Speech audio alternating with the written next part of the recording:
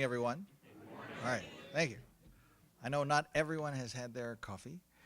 I am delighted to say good morning. I'm Dan Poneman, the the Deputy Secretary of Energy. I would like to welcome our distinguished guests and our Team DOE employees to join us here, and I know that there are many who are joining across the complex on webcast, watching across the nation for the award ceremony and symposium for the Schlesinger Medal for Energy Security. Before we begin, I'd like to make a couple of housekeeping announcements. Please take the time to silence all cell phones and BlackBerries, and also please take a moment. We always do a safety briefing here. Note the emergency exits, which you will see in the back. In the event of an emergency, we will all exit the building and assemble up the hill at Banneker Circle, which is a side away from the National Mall. We certainly hope that you'll enjoy this morning's program and confident that you will. And now, if I could ask you to kindly join me and please rise for the presentation of the colors and our national anthem. Thank you.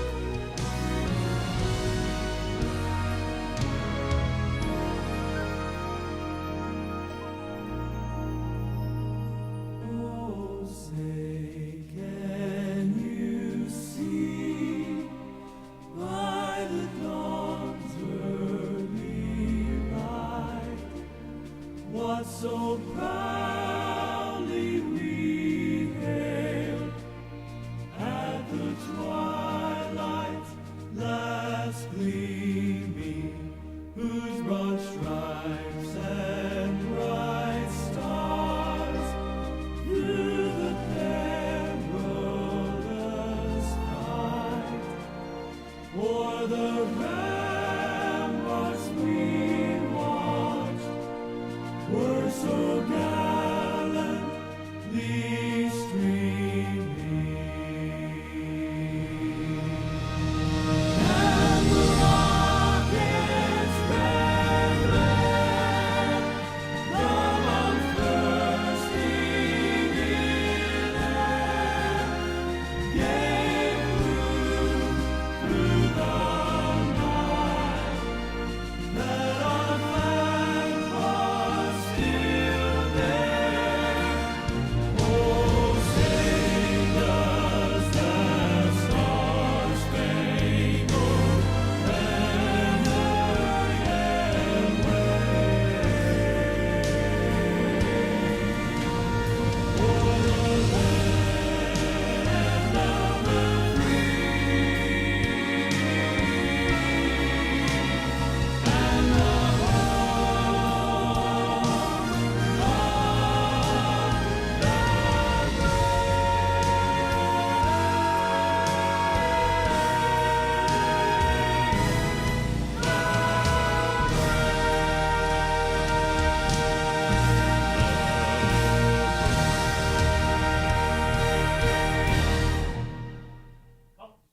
shoulder, whoop.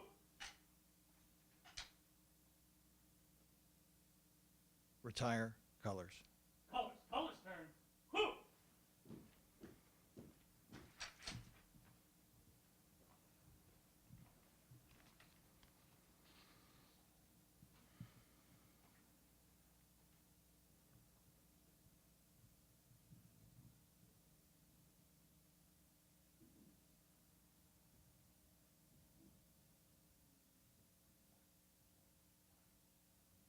Please be seated.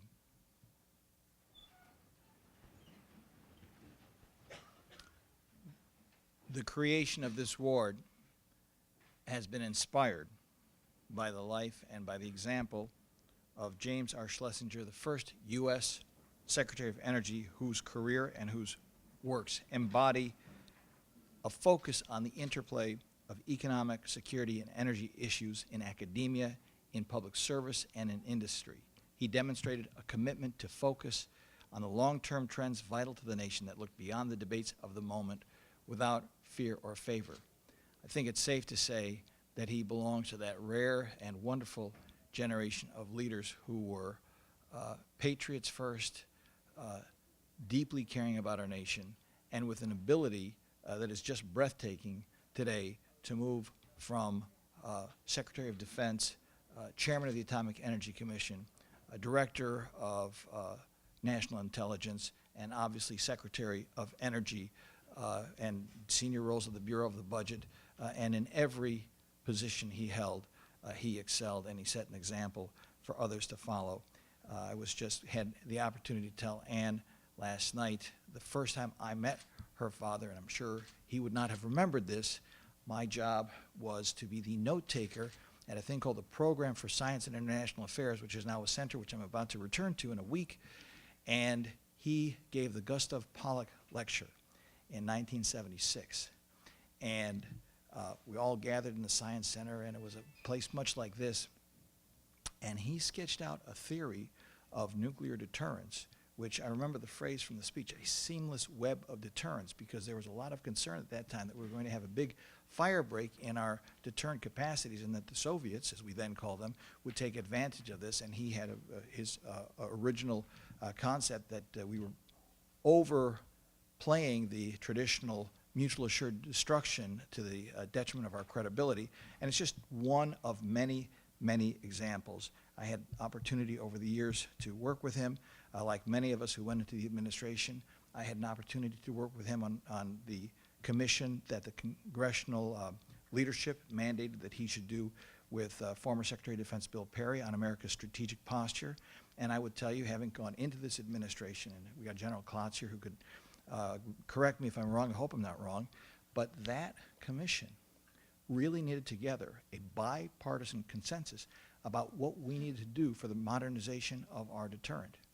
And that commission, which had a lot of very different views on it, had the ability to come together on every single issue except the Comprehensive Test Ban Treaty, and I think really set the storyline for this administration to do a lot of the very good work that we have done to modernize our complex.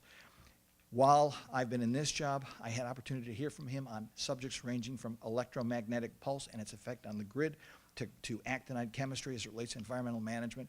He was truly a polymath. But I'm going to tell just one tiny story because it's really want to get to the main event here that no one else knows because no one else was there. We used to have these meetings for the commission he co-chaired with Bill Perry at the U.S. Institute of Peace across from the National Geographic.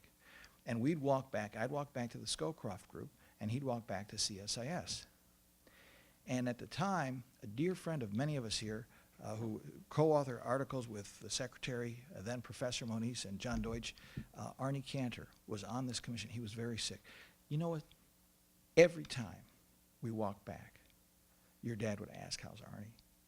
And my mom always said, character is how you act when nobody's watching. So for all of his brilliance, which was amazing, and for all of his service, which is amazing, he was a humane individual, and all of us miss him. So it is appropriate today to honor his memory that we have a star-studded set of panels to do some strategic thinking and discussion. We're going to talk first about energy security around the world. We're going to talk about the world in the first panel of the 1970s and bring in some very historical perspective there and his important influence shaping President Carter's thinking and the creation of this department. And then we're going to have an energy security panel that looks forward at the world that we think we know today and how to think about it. And my boss, the Secretary, said that I ought to remind that we are joined here also by a panoply of current and past deputy secretaries, of whom we have, by my count, I think 5 here. I see Bill Martin, On our panel, we have also Lynn Coleman, we have Linda Stuntz, we have Charlie Curtis, and have I got them all? Well, yes. But I already introduced myself. Now it is my pleasure, and it's an honor, to introduce another thought leader, another polymath, another brilliant leader and brilliant scientist who's also, if I may say, a happy warrior. I am proud to call him my friend. I have learned from him as a teacher. He's my boss. And I have to be nice, but I want to be nice because it's easy to do, because he is just one of the most honorable and high-minded public servants who brings passion and verve to everything he does. Please join me in welcoming Secretary of Energy, Ernest Moniz.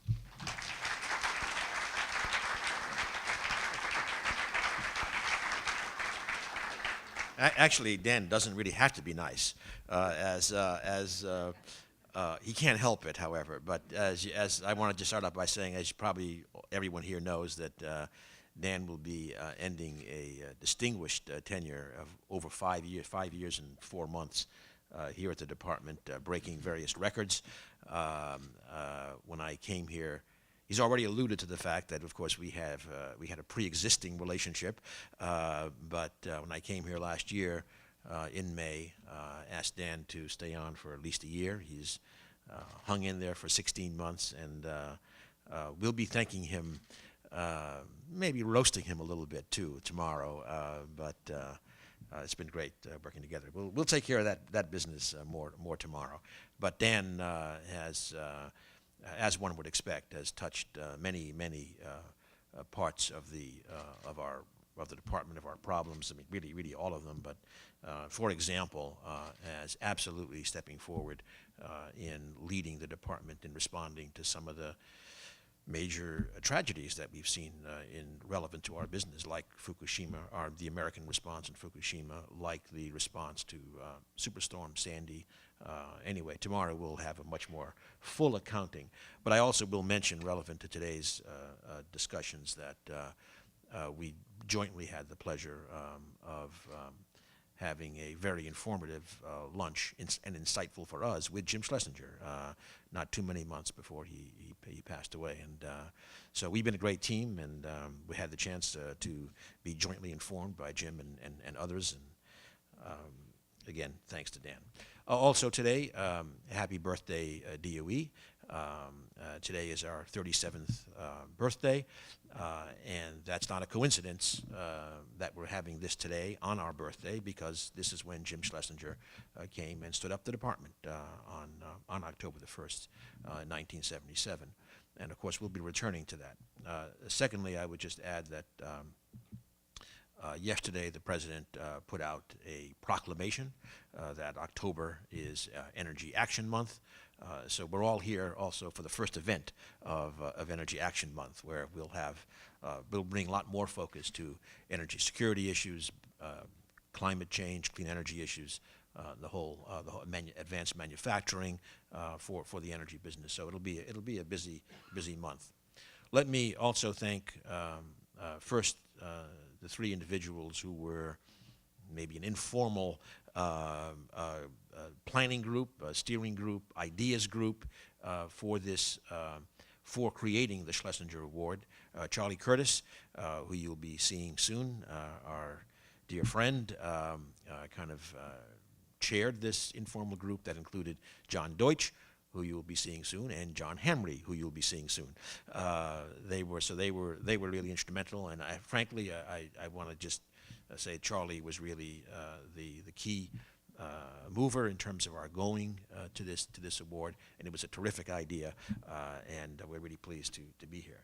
And Jeff Hughes is there, and Jeff became kind of the project executive director, and did also a terrific job in terms of assembling this meeting and all the preparations. Recognizing everyone would lead us to be here for a long time, but I do want to single out our former appropriations chair, Bennett Johnston, Senator Bennett Johnston, here in the front row. And I think maybe we'll see Senator Domenici at some point today as well. But certainly Bennett and Pete were just giants really in terms of advancing this department's agenda, advancing the energy agenda. Bennett still remains very, very engaged in that, and we welcome him back to the Department of Energy. And finally, here in the front row, I want to recognize, as Dan did, Ann Schlesinger, who is here, Jim's daughter, and we've already started last evening trading some stories, and it's been great to have Ann here as well. We'll start with the story, which again, those here in the front row are all familiar with, but kind of a good indicator of Jim's drive to get this department set up, et cetera, when the story is that he at one point walked into the Oval Office, and at least the legend goes, with President Carter on the phone, and Schlesinger just kind of putting down in front of the president a handwritten note that read, quote, "The real property at 1000 Independence Avenue to be the headquarters of the Department of Energy, yes or no?" And Carter checked off yes.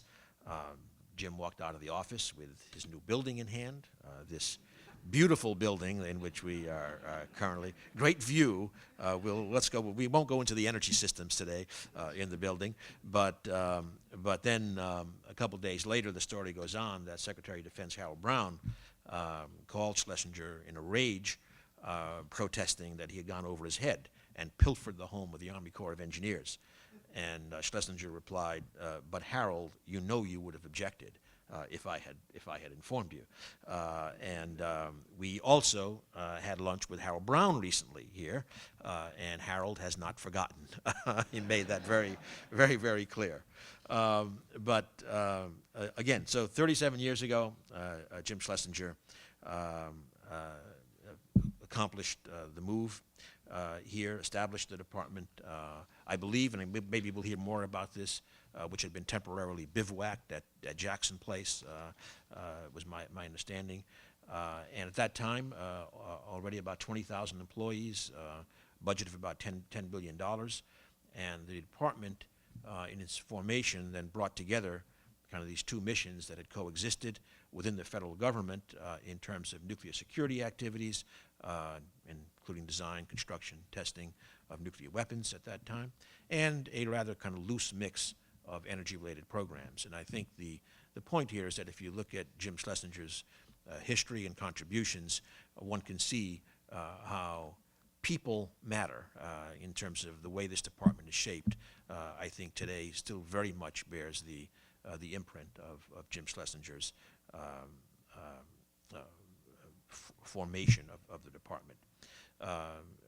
He also told the opening day crowd, actually at Jackson Place, that, and again quotes, "To resolve our energy problems, the United States will have to go through a transition along with the other nations of the world. Through the effective work of all the people of this department, we expect to rise to that task." And I think many years later now, we are still trying to satisfy that charge.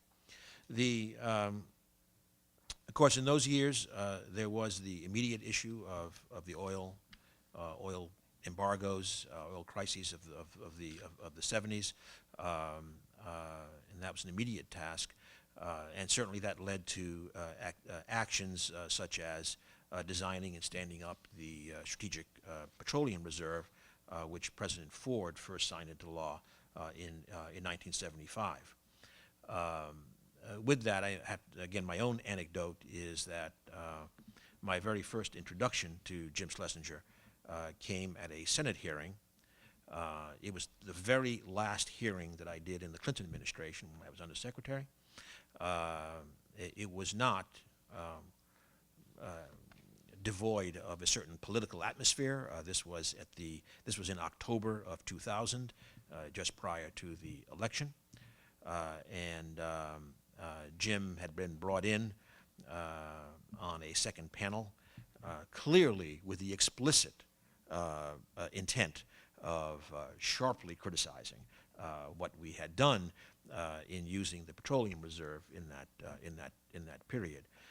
The only part, I'm not going to go into the specifics, but just to say that I think it was really showed Jim's character, his analytical approach, and his commitment to really learning and understanding what the story was. In that, as the hearing went on, he clearly was listening. After the hearing, like the next day, called me to let's have lunch at the Army-Navy Club. We had never met before that hearing. We went through the arguments. He recognized that there were real arguments to be made, and actually was complimentary of that action at that time. And I just think that shows that Jim was always interested in and open to a real discussion about issues, and if you had a good argument, he'd change his mind, and if you didn't, he'd roll over you. So I think, and that was terrific. I thought. But of course, he as this department was formed, and we have many of the people here today that will be discussing this in much more detail. While there was, I'm not just focused on the energy side. While there was the strong oil driver at that time, and the department did in fact launch programs such as the initial looks at unconventional oil reservoirs in that time period to potentially open up more domestic resource. But clearly, it was not a Department of Oil, and what we saw was the development of essentially the full spectrum of the kinds of activities that we see today as quite relevant to both energy security issues and our clean energy environment economic issues, in the sense of looking at renewables and efficiency and the whole spectrum. So really, this groundwork was laid for addressing our oil dependence on both the supply side and the demand side in terms of lessening the dependence on oil going forward. So the world has changed in many ways, clearly, since that time, but I think the core vision that Jim brought forward in forming the department still pertains today. We did also have in the last year some discussions on climate change, and that was another discussion that we could come back. That's why we have this as the Schlesinger Award for energy security. But it's clearly a tremendously important subject. In fact, today on the energy security front, we are deeply, of course, engaged in two different areas. One is the whole situation in Europe right now, of course, driven by the Ukraine situation, and our teams are playing in a very important role, literally as we speak right now, in terms of technical assistance for the short term, as well as working with the EU to formulate longer-term plans. And of course, we still have the great unrest in the Middle East and the still somewhat unpredictable paths forward. So energy security is certainly something that we in the administration are very, very concerned with, and there's no more appropriate person, I think, to have named this award after, or vice versa, Jim giving us the motivation to in fact create this focus on energy security. Now, there were, in addition, when Jim set up the department, there was clearly taking the science legacy of the AEC and keeping it certainly within the Department of Energy, but also deepening it. And today, now we have a 17 lab, national lab system that continues to be at the core of our science and technology enterprise, which is what this department is all about, but also critical to the science and technology enterprise of the country. In fact, last year, just the user facilities at these national laboratories served almost 30,000 scientists across the country. So there's no doubt about this. And again, this really grew and was embedded in the department very firmly at its beginning. And of course, on the nuclear security mission, stockpile stewardship continues to be an absolutely core mission. Jim Schlesinger, as you all know, had a very, very deep engagement in all the nuclear security issues. That's certainly when he was at the Department of Defense and then at the Department of Energy. Today, we are in a different world in the sense of no testing since 1992. But here, the scientific commitment is what is now underpinning our confidence in the stockpile. And it's the same scientists, basically, at those laboratories with their nuclear expertise that underpin our nonproliferation mission, our mission to control and hopefully eliminate nuclear weapons usable materials. So these are, again, I think the thread I'm trying to establish, probably not a surprise to most of you here, is that I think the department, I would say, got off on the right foot in terms of its establishing that science and technology foundation, establishing its core missions, sometimes whimsically called weapons and windmills, quarks and quagmires. The quagmires is a more recent post-Cold War acquisition to that mission statement. But even there, I would say they're hard problems, but we have the tools, we have the people to address it. So with that, I will pivot to the award. And probably you figured out from the program and from the stage that Dan Yergin is our first Schlesinger Energy Security awardee. The award, again, honors an individual's distinguished contributions to advancing our understanding of the threats, opportunities, and energy policy choices impacting the domestic and international energy security interests of the United States through analysis, policy, or practice. And I might say that another intersection with Jim Schlesinger and John Deutsch was a Council on Foreign Relations commission that they co-chaired, looking at energy security and oil issues. This was back, I don't know, 8 years ago or so, and that was a place in that working group led by Jim and John is where, in fact, the concept really of energy security as a collective responsibility among allies and friends really emerged very, very strongly, and that today is now part of our energy security posture. So again, Dan Yergin is our first awardee. Fine scholar, great author, and of course, as I'm sure all of you know, his ability to take kind of large, kind of historic and economic trends, infuse them with a sense of real flesh and blood people who made them happen, risk-taking, dramatic confrontations, flashes of genius and strokes of luck, good and bad, I think are all the kinds of things that Dan has captured so brilliantly in his writings and some of the derivative video translations of those works.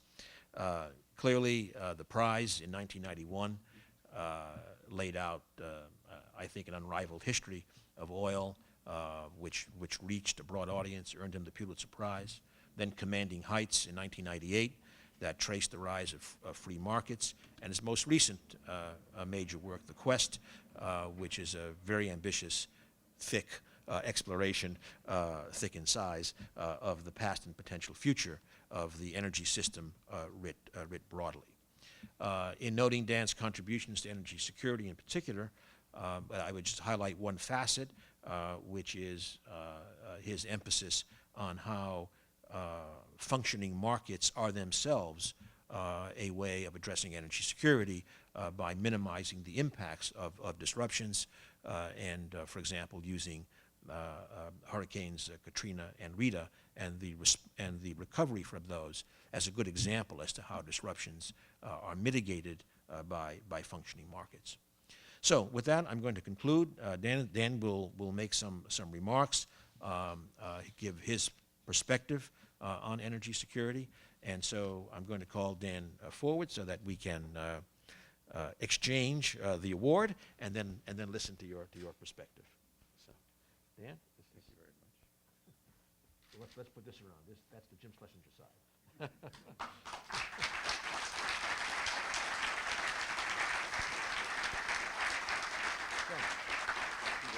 Thank you very much. Thank you. Oops, actually, we have it backwards. We should just do it this way. There we go. And while they're still standing, I think I will read the citation. The Schlesinger Medal for Energy Security presented to Dr. Daniel Yergin. Dr. Yergin has been selected as the first recipient of the James R. Schlesinger Medal for Energy Security. The Schlesinger Medal honors an individual's distinguished contributions to advancing our understanding of the threats, opportunities, and energy policy choices impacting the domestic and international energy security interests of the United States through analysis, policy, or practice. Dr. Yergin has made unique contributions to the energy security debate. His writings, from The Prize to The Quest, have both provided the historical perspective for understanding today's energy security challenges and guide the current discussion and its important geopolitical ramifications. His emphasis on energy market structures as a critical energy security consideration is an important part of America's energy and security policy conversation. Signed, Ernest J. Moniz, Secretary of Energy.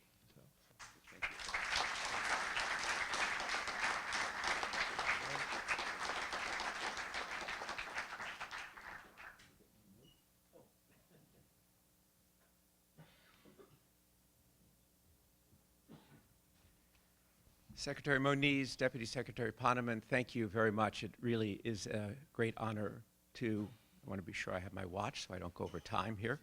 To start again, it is really a great honor to be able to accept this award and to have this honor.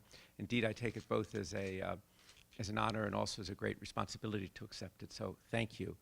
I have great admiration for Secretary Moniz, very much in the tradition of James Schlesinger. I've been for many years in awe of his knowledge, his capabilities, his understanding of all the range of energy issues, and he's a great Secretary of Energy and having great impact and very much engaged with the energy security issues that are so much on the agenda and continue to be on the agenda.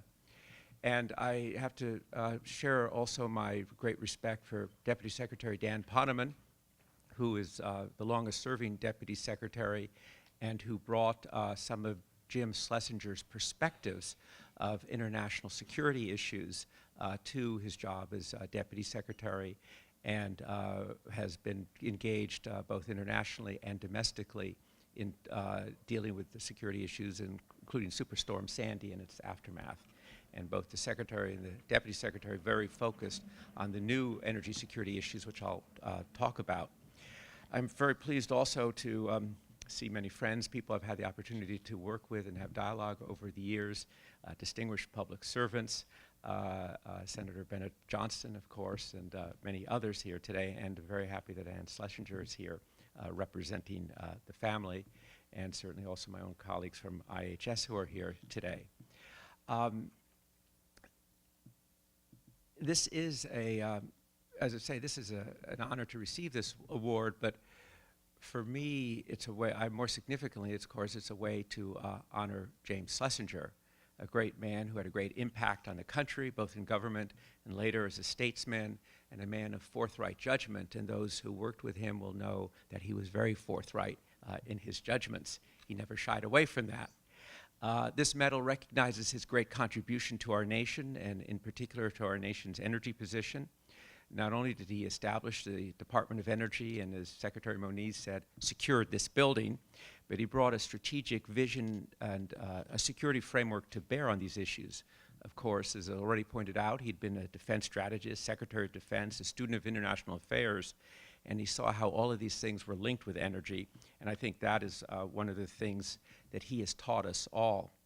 He once said that the problem of energy security is of relatively recent origin. When mankind depended upon windmills, oxen, horses, and the like, energy security was not a strategic problem. Instead, as a strategic problem, it is a development of modern times. And the question of security of supply did not arise, he said, until the 1960s and 1970s. And he sure knew that firsthand, because of course he was Secretary of Defense during the 1973 war that triggered the oil embargo and a nuclear alert. And so that perspective stayed with him forever. And then as the first Secretary of Energy, trying to deal with this new reality. And he knew how hard it was. Secretary Moniz talked about the importance of markets as an element in energy security. And Jim Schlesinger was an economist, and he knew that markets are a very important way of solving energy problems. But the US had energy price controls, had allocations, and it was very difficult to deal with those, as many in this room will know. And I think it's fair to say, and Senator Johnson can correct me, but whether to maintain price controls on natural gas was the most contentious domestic political issue in the late 1970s. It's hard to believe, or maybe not so hard to believe, as we see these issues recur. And Jim Schlesinger once said, "I understand now what hell is. Hell is endless and eternal sessions of the Natural Gas Conference Committee, bringing senators and congressmen together, trying to agree on an energy bill." Senator Johnson, you might agree with that, actually, as you think back on that. He worried about the ability of our country to respond to energy problems. He said, "We have only two modes when it comes to energy: complacency and panic. In periods of complacency, it is almost impossible to develop a serious energy policy, and in periods of panic, we try to do things that are counterproductive. Formulating energy policy in the United States is extraordinarily difficult." I won't ask our present Energy Secretary to comment on that, but perhaps just to reflect on it. Secretary Schlesinger had a very big intellectual impact on me, including on the prize and the subsequent works that were just, and indeed shaped my own thinking on energy security. I really got to know him working on the prize, and I called him up and said, could I come and interview him?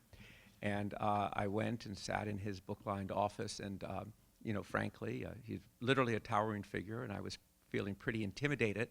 And he would opine and recall and comment, and then at the end of every 2 or 3 sentences, he would say, "Right," and I would say, "Right," and then we'd go on another 2 or 3 sentences, and he'd make an observation, and he would say, "Right," and I would say, "Right." And then this went on for another few minutes. He'd say, "Right," I would say, "Right." Finally, he interrupted the proceedings and said, "When I say right, it's a verbal tick. You don't have to agree with me." And of course, I said, "Right." I once read advice that Winston Churchill gave to some American would-be writers, journalists, and he said his advice to young journalists was verify quotations and avoid split infinitives. Journalists often don't have time to do that, but when you spend 7 years writing a book, you have time to verify your quotations.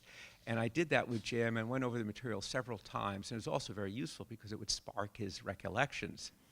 But I was a little nervous when he was reading the section that was actually a description of himself. And I wrote, he had little in the prize, he had little patience himself for easygoing give and take, and he could certainly try his opponent's patience. He would lay out his thinking in slow, spare, emphatic manner that sometimes seemed to suggest that his auditors, be they generals or senators or even presidents, were first-year graduate students who had failed to understand the most self-evident theorem. I think that applied to President Gerald Ford, actually, who fired him as Secretary of Defense. But I was a little worried when I showed this passage to Jim. But he did not take exception to it. In fact, he rather seemed to enjoy it. So it's also an interesting figure because he had a profound impact on the nation. But in ways, he was well known certainly to these communities, but he was not well known necessarily to the whole nation. I remember once I received an invitation to attend an energy conference in Rimini, which is a resort community in Italy, on the water, and I wasn't going to go. And then I found he was going to go, so I decided to tag along. And we went there, and the two people who were being particularly honored there were him and the well-known actress Sharon Stone. And so it was clear that that there was this little problem, that she actually had no idea who Jim Schlesinger was, and Jim Schlesinger had no idea who she was. Nevertheless, as the native informant sitting across the table, I could tell they had a great conversation during dinner. Today, one thinks, and had the opportunity to, to discuss these issues and serve on the Secretary of Energy Advisory Board chaired by Professor Deutsch, and to talk about how much the U.S. energy position has changed. And yesterday's headline in the Financial Times, the U.S. set on liquids production to overtake Saudi Arabia. It would not have been expected even 5 or 6 years ago, literally, certainly not during those years of panic when this department was established.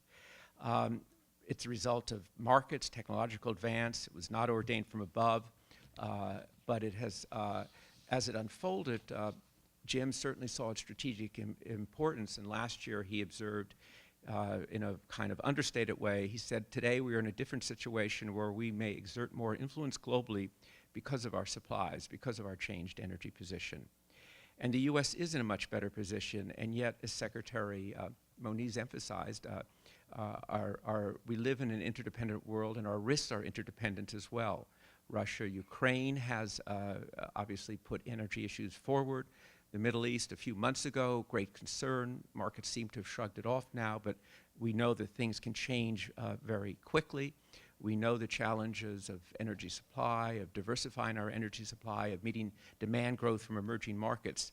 And this need to focus on energy security is continually driven home, whether by Middle East turmoil, whether by the huge storms that have disrupted the Gulf Coast in New York, or cyber threats. And these issues of disruption and political use of energy were things that so preoccupied Jim Schlesinger. And Secretary Moniz has put a lot of emphasis, and I think has really shaped not only the words, but the concept of thinking about what he calls collective energy security. And he has put much thought and effort into that, and I think many thousands or tens of thousands of miles into that, into making that concept a reality. And world events demonstrate the importance. So maybe I'll just talk for a few minutes about, following from that, just a few ideas to carry away about energy security. Classically, and I think this is where Jim Schlesinger started, it was around disruptions, around conflicts. But I think that with the passage of time, with the 37 years since this department was established, we can see it in more broadly in terms of, in terms of the physical security all along the supply chains, pipelines, distribution systems, electricity systems. What we saw last week happen with that in Chicago with the air traffic control system is kind of a reminder of the vulnerabilities of the energy system. Secondly, and something that's preoccupying this department is the cyber threats. The CEO of one major company said, we don't live in a brave new world, we live in a bad new world of cyber vulnerability. And thirdly is integrated energy shocks, when everything goes down at the same time. Superstorm Sandy, which both Secretary Moniz and its aftermath, and Dan Poneman in the middle of it, deal with when you're in the fog of war where nothing's connected, nothing's working, and how do you prepare for that kind of situation? So I think in the 21st century, we really need to think about energy security in kind of multiple dimensions. One is the physical security, which I've already talked about, and including dealing with integrated energy shocks, because there will be others. And I know this department has taken this as one of its main focuses of how to bring the elements together so that we're not in the fog of war when this happens. A second dimension is thinking of energy security, is thinking of it as access actually to energy, the ability to develop and acquire new supplies, and that has to do with also not having barriers and restrictions to energy flows, to capital flows that impede energy development and make adjustment to disruption more difficult. And it's, it's something that it's a kind of thing that we need to think about, make sure our own house is in order on that subject. The third is energy security is a system, a regime. It's reflected in national policies and international institutions, the International Energy Agency, and also in what Secretary Moniz has talked about, which is collective energy security. And finally, I think it's policies that promote investment and development, and recognizing that energy development takes a long time. So I thought about over the last 37 years, what are some of the considerations and principles we might carry away as we think about energy security? And the first one I always go back to is what Winston Churchill said when he converted the Royal Navy from coal to oil on the eve of the First World War and was attacked for depending upon oil that would come from what country? Persia, Iran. And he said, safety in oil lie in variety and variety alone, and that's still the case. Ernie, you look like you have to leave, or you? Oh, you're okay. Okay. Just didn't want to make sure there was no crisis. Okay. What an honor. He's taking notes. That is the true honor. And so I think that diversification continues to be a central, really factor. And of course, it's not just diversification in sources of oil, but diversifications in what our energy supplies are, which is something at the heart of the research and innovation mission of this department. The second is recognizing there is only one oil market, and this question is really on the top of the agenda now as we see these headlines that we're moving towards a very different position on our energy supply. But we would be, whether we're, quote, energy independent in terms of our liquids production at some point in 5 or 10 years, we're not going to be independent of the global marketplace. And so there is only one market that we're part of. The third is the notion that energy security requires call it a security margin. That means the availability of extra supply, extra equipment that can replace supplies or facilities that have been disrupted. The fourth, I think, is something that the Secretary has really emphasized, and I think this is one of the really powerful learnings that go back to the foundation of this department, to go back to the kind of battles that Senator Johnston worked through, and that's getting our head around the notion that markets are really important in terms of dealing with disruptions. Markets, as the Secretary has said, are really not necessarily part of the problem, but part of the solution. Large, flexible, and well-functioning energy markets help to absorb shocks, allow supply and demand, those two characters, to respond more quickly and with much more ingenuity than in a controlled system. Those who've read the prize will know there are hundreds and hundreds of characters in that book, but sometimes I think there are only two characters who really matter. One is named supply and one is named demand, and the response can be remarkably fast, much faster than you expect, and very effective in terms of dealing with shortfalls and disruptions more than trying to kind of run it all from the center. Now, as we know, in those times that Jim Schlesinger called those times of panic, it's hard to resist the pressures to do something, to micromanage, but I think we see the record's not very good at trying to do that, and indeed utilizing markets to harness the response tends to give a better and quicker result. Obviously, continuing to build cooperative relations based upon common interests with nations that produce and export energy is very important. And with the globalization of demand we've seen, China, India, it becomes even more important. And that goes again back to what the Secretary has emphasized, collective energy security. In the last few years, there's been kind of almost customary to say that there's inevitable energy conflict between China and the United States. But when you look at their common interests as the largest consumers and importers, their common interests in stable markets, underwritten by their own interdependence, you get to a different view. I think there's just a couple of other principles I want to mention, and it's also an important role of this department. When markets become tight or disruptive and inventories are drawn down and prices rise, so does fear and panic. It's at that time, more than any other time, that you need high-quality information within countries and among countries. And certainly the Energy Information Administration sets the gold standard for the world in terms of high-quality information, and the administrator is here. And it's an essential part of the communication and relieving that sense of panic. So just one other thought to leave in this regard, and this one is really a matter of mindset, and it is to work on the assumption that actually there will be disruptions and threats to energy security, and to plan that they will occur. And they will come as surprises. I mean, if you go back to the beginning of 2014, who saw the kind of conflicts that we're now seeing, Russia and Ukraine and in the Middle East?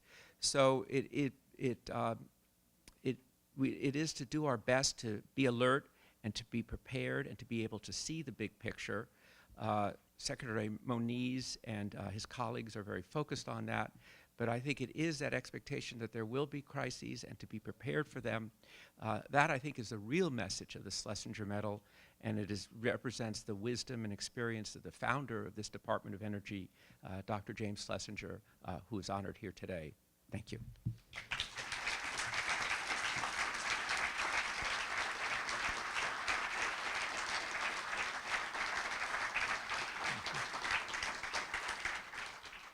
Well, thank you, Dan, and congratulations again.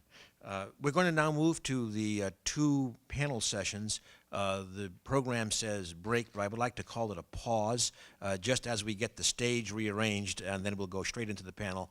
The first panel will be chaired by John Deutsch. Thank you. Listen, I want to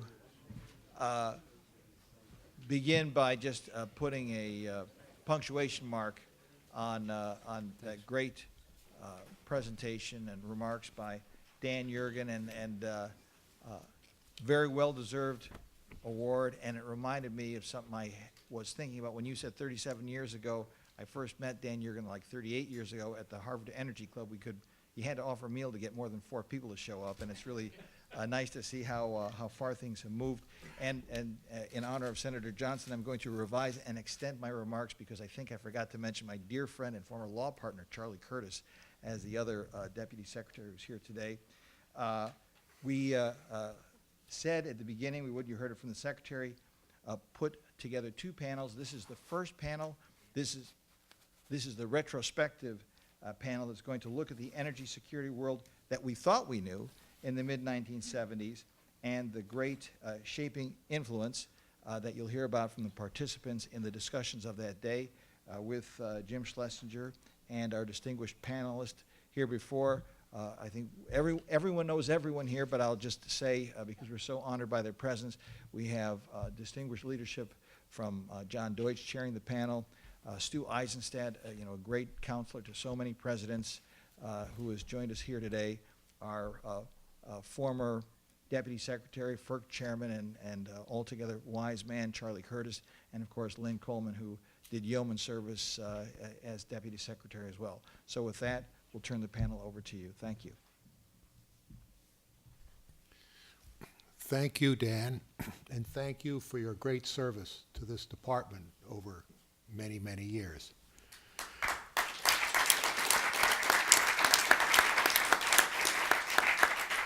And I also want to say thank you, Mr. Secretary, for having organized this award and recognizing one of the truly great Americans who's done so much for this country and, of course, was the architect of this department. So thank you as well. I'm going to chair this panel, which, as you've heard, is made up of Stu Eisenstadt, undoubtedly the most distinguished domestic policy advisor that the country has ever experienced, and he had a profound effect on a daily basis with the early years of this department. Charlie Curtis, who I also thank for having been the organizer of this event. He will be our next commentator, and then Lynn Coleman. I also want to salute Dan Yergin for his excellent talk and for the very appropriate award that has been given to him. Charlie Curtis gave me 2 pieces of advice. He says, please do not speak too long. And remember that this event is not about you, it's about Jim Schlesinger. I've considered that advice, and I'm not going to take it.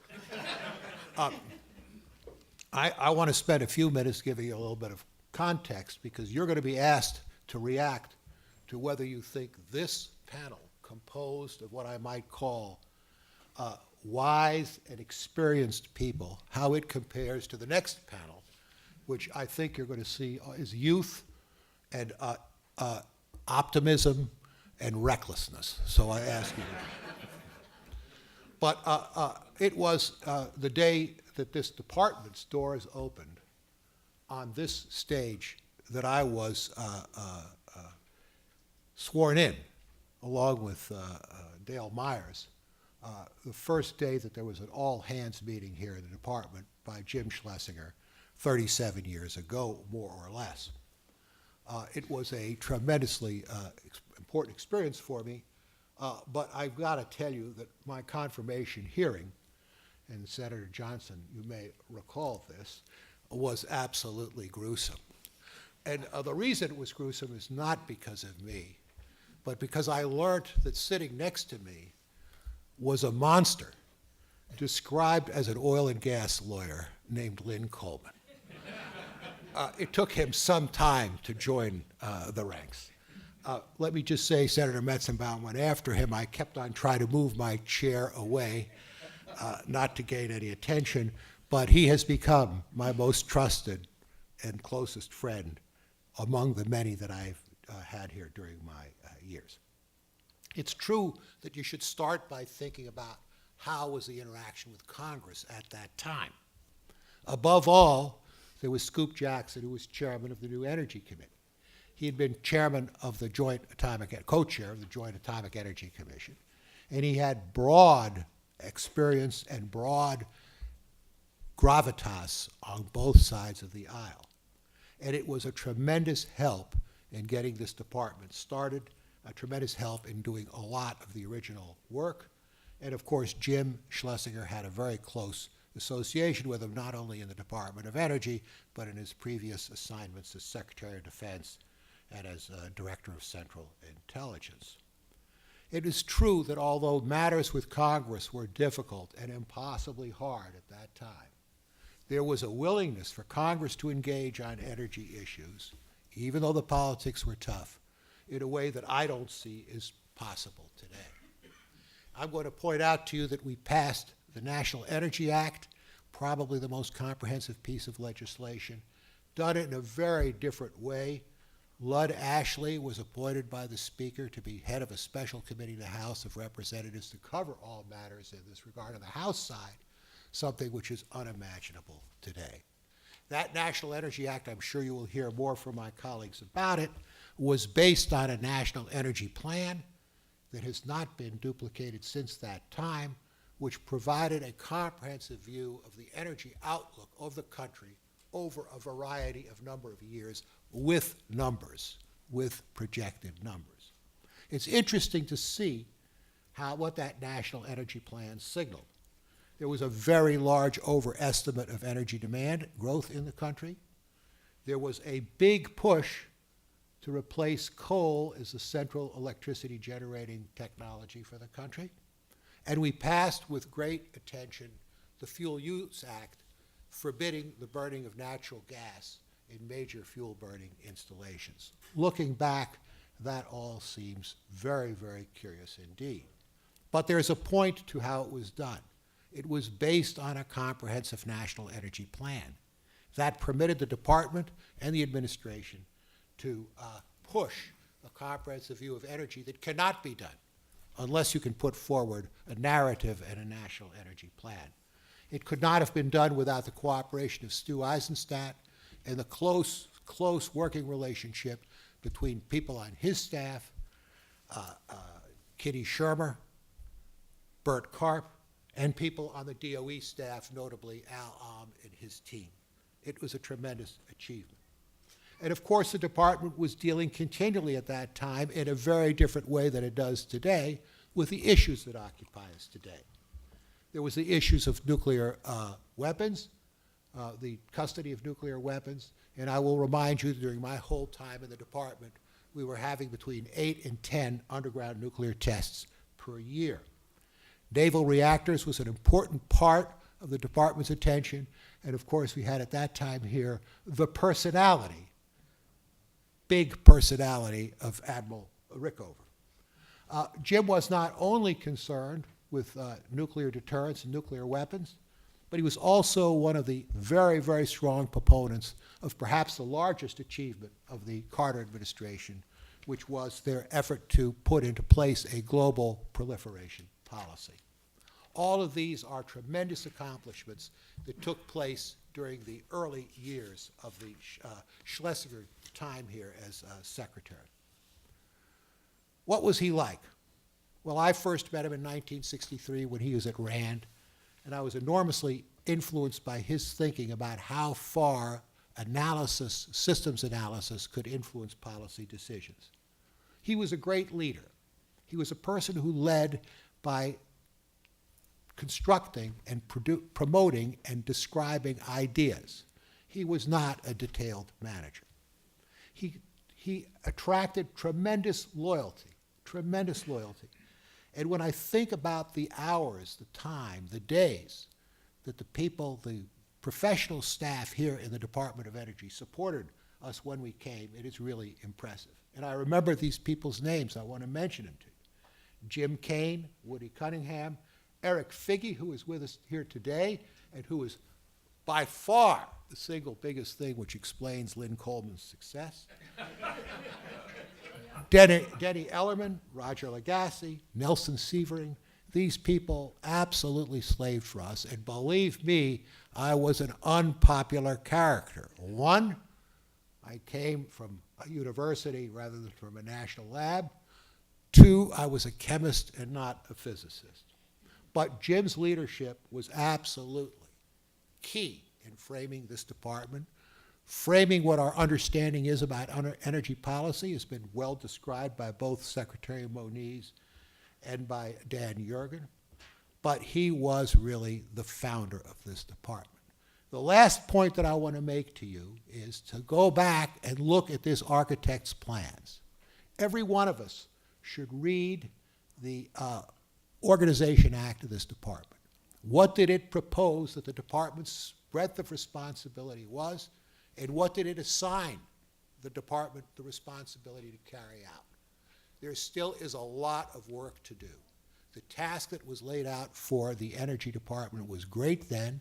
It was Jim's vision in large measure, and I am very pleased to know that I was tremendously influenced by him. I measured him as one of my most important friends and certainly my strongest mentor and example. So with that, I thank you for your attention. I'm now going to ask Stu Eisenstadt to make comments. Thank you very much, Stu.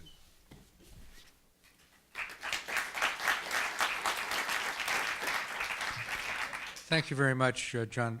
I'm really honored to be here. I appreciate very much, Secretary Moniz, your putting this on and having the award for Jim, properly named Energy Security, because Jim really, along with President Carter, helped lay the foundation for the country's energy security. And Dan Yergin, it's really an honor to be with you always, and you exemplify the energy security which Jim sought to have. And I want to thank John for sharing this and for letting me be on the panel with Lynn and Charlie, seeing Les Goldman and Senator Johnston and John and Secretary Hamry makes me feel very much at home.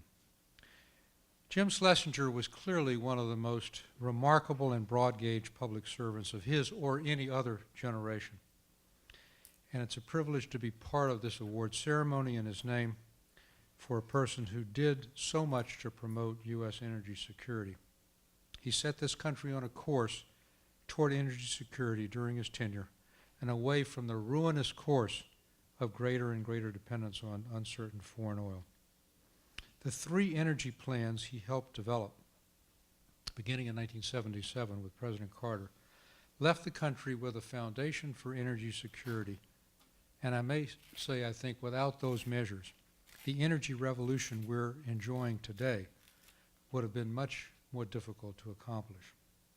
The development of the first energy plan in 1977 was emblematic of the Carter presidency. A willingness against all odds to tackle challenges, regardless of political costs, to do so in a comprehensive fashion, but with huge political fallout, due to early mistakes and misjudgments. After 18 months of bloody battle, winning was an ugly victory. The historical context was this. In the 1976 presidential campaign, energy was not a major issue. Both President Ford and Governor Carter supported natural gas decontrol. We did not make energy a major campaign issue. And yet, it became the centerpiece of the president's domestic policy in his first days in office. Why?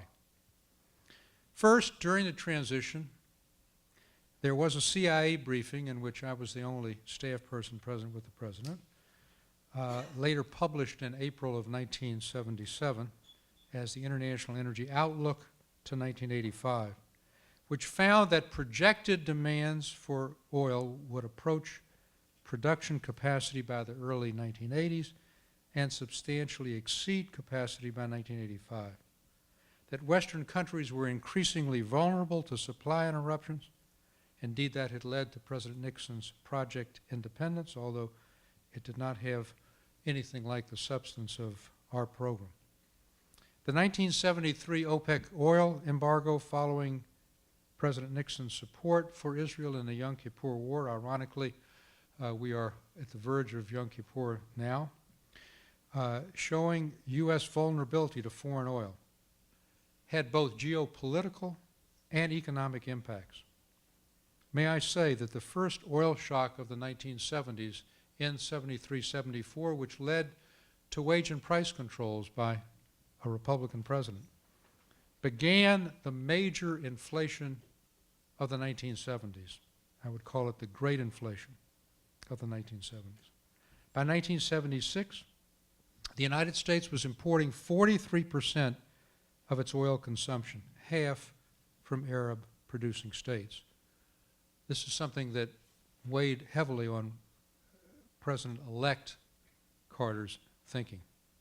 In addition, December of 76 and early January of 77 were a brutal month period, leading to natural gas shortages in the Northeast and Midwest, underscoring the perverse structure of the different prices for intra and interstate natural gas. More broadly, the president realized that the pricing of natural gas and crude oil discouraged both domestic production and conservation. If there's one thing that President Carter should be remembered for after 4 years, by the way, with the Alaska Lands Bill and so forth, it is being the greatest conservation president since Teddy Roosevelt. There were lasting accomplishments through President Carter's stirring call for the moral equivalent of war and Jim Schlesinger's leadership, a leadership undergirded by a remarkable team: Al Alm, Les Goldman, John Deutsch, Len Coleman, Charlie Curtis, and many others. It raised, I think on a permanent basis, the energy consciousness of the country. The pricing structure of crude oil and natural gas by the end of 1980 were rationalized and were on their way to full decontrol for natural gas. This encouraged greater domestic production and conservation. It created a single market for natural gas and, on a heat equivalent basis, brought natural gas and crude oil prices into alignment. A second lasting accomplishment was crude oil decontrol. It did not happen in the first energy bill, but it did happen toward the end of the administration, tied to a windfall profits tax, similar to what Jim Schlesinger and the president had unsuccessfully attempted with the crude oil equalization tax. In effect, decontrolling, but trying to restore and rebate the revenues, particularly to low-income consumers, and to avoid a total windfall for producers. Third, electric rate structure was significantly reformed. Fourth was public utility reform, and I know that Les Goldman has often said to me that was one of the real sleepers in the bill. Fifth, the first solar tax credits. This really began the country's emphasis on alternative sources of oil and gas.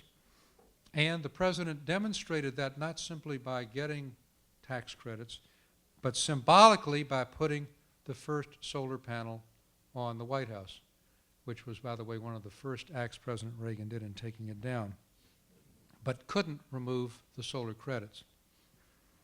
Sixth, we pointed the way to the development of synthetic fuels, a precursor to today's shale oil and gas fracking revolution through the Synfuels Corporation, also killed by the Reagan administration, but some pilot projects did continue.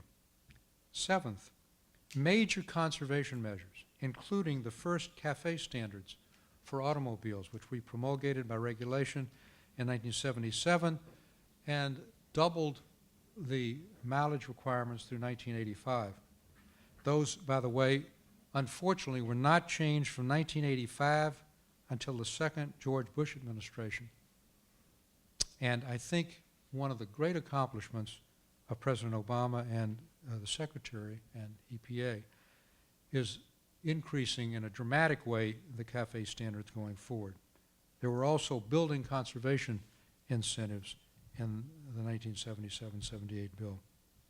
Eighth were incentives to encourage industries and utilities to switch from oil and gas to coal. At that point, we didn't appreciate the greenhouse gas issues, but it did begin to cause significant fuel switching. Ninth was, of course, the Department of Energy, which John has so eloquently discussed. But let me just put the department in a broader context. It wasn't just creating a department. It wasn't just trying to put 3 or 4 agencies together. It was giving energy a place at the cabinet table. It was raising the consciousness of the public that energy deserved its own department, that it was an issue in and of itself that should take the president's attention and the country's. 10th was encouraging nuclear power as an alternative energy source, interrupted, unfortunately, by 3 Mile Island. And last, and quite uniquely in terms of congressional relations, never seen before, never seen since, thanks to Tip O'Neill and Jim Schlesinger and the president, the creation of a special ad hoc committee chaired by Lud Ashley, which brought together the work of 5 committees and in virtually record time, by August 5th, before the August recess, passing a very comprehensive energy bill. It didn't all survive in the Senate, but it is a model of how Congress can act when the president and a secretary raise their consciousness on a critical issue. I want to talk frankly, however, about the political costs and mistakes. We lost in the Senate the crude oil equalization tax, the industrial users tax, the gas guzzler tax, the standby gas tax, all of which, not coincidentally, went through Senator Johnston's colleagues' committee, Senator Russell Long. Even without the errors I'm going to frankly talk about, energy at that time was a brutal political issue. The U.S. was divided between energy producing and energy consuming states and regions. Producers were battling with consumers and environmentalists. There were those who urged keeping controls on energy prices to protect consumers against those who, with equal fervor, suggested the importance of decontrolling energy prices to encourage both conservation and production. The politics were simply, in a word, brutal. Now, I want to talk about, again, some of the mistakes that were made. By making this the moral equivalent of war, he did so at a time when the public was not prepared either by the campaign or other actions for that. 4 years had passed, which in the memory of the American public is like light years, since the 1973 experience of gas lines and oil shocks. Prices were flat, and people could easily get gas at the pump.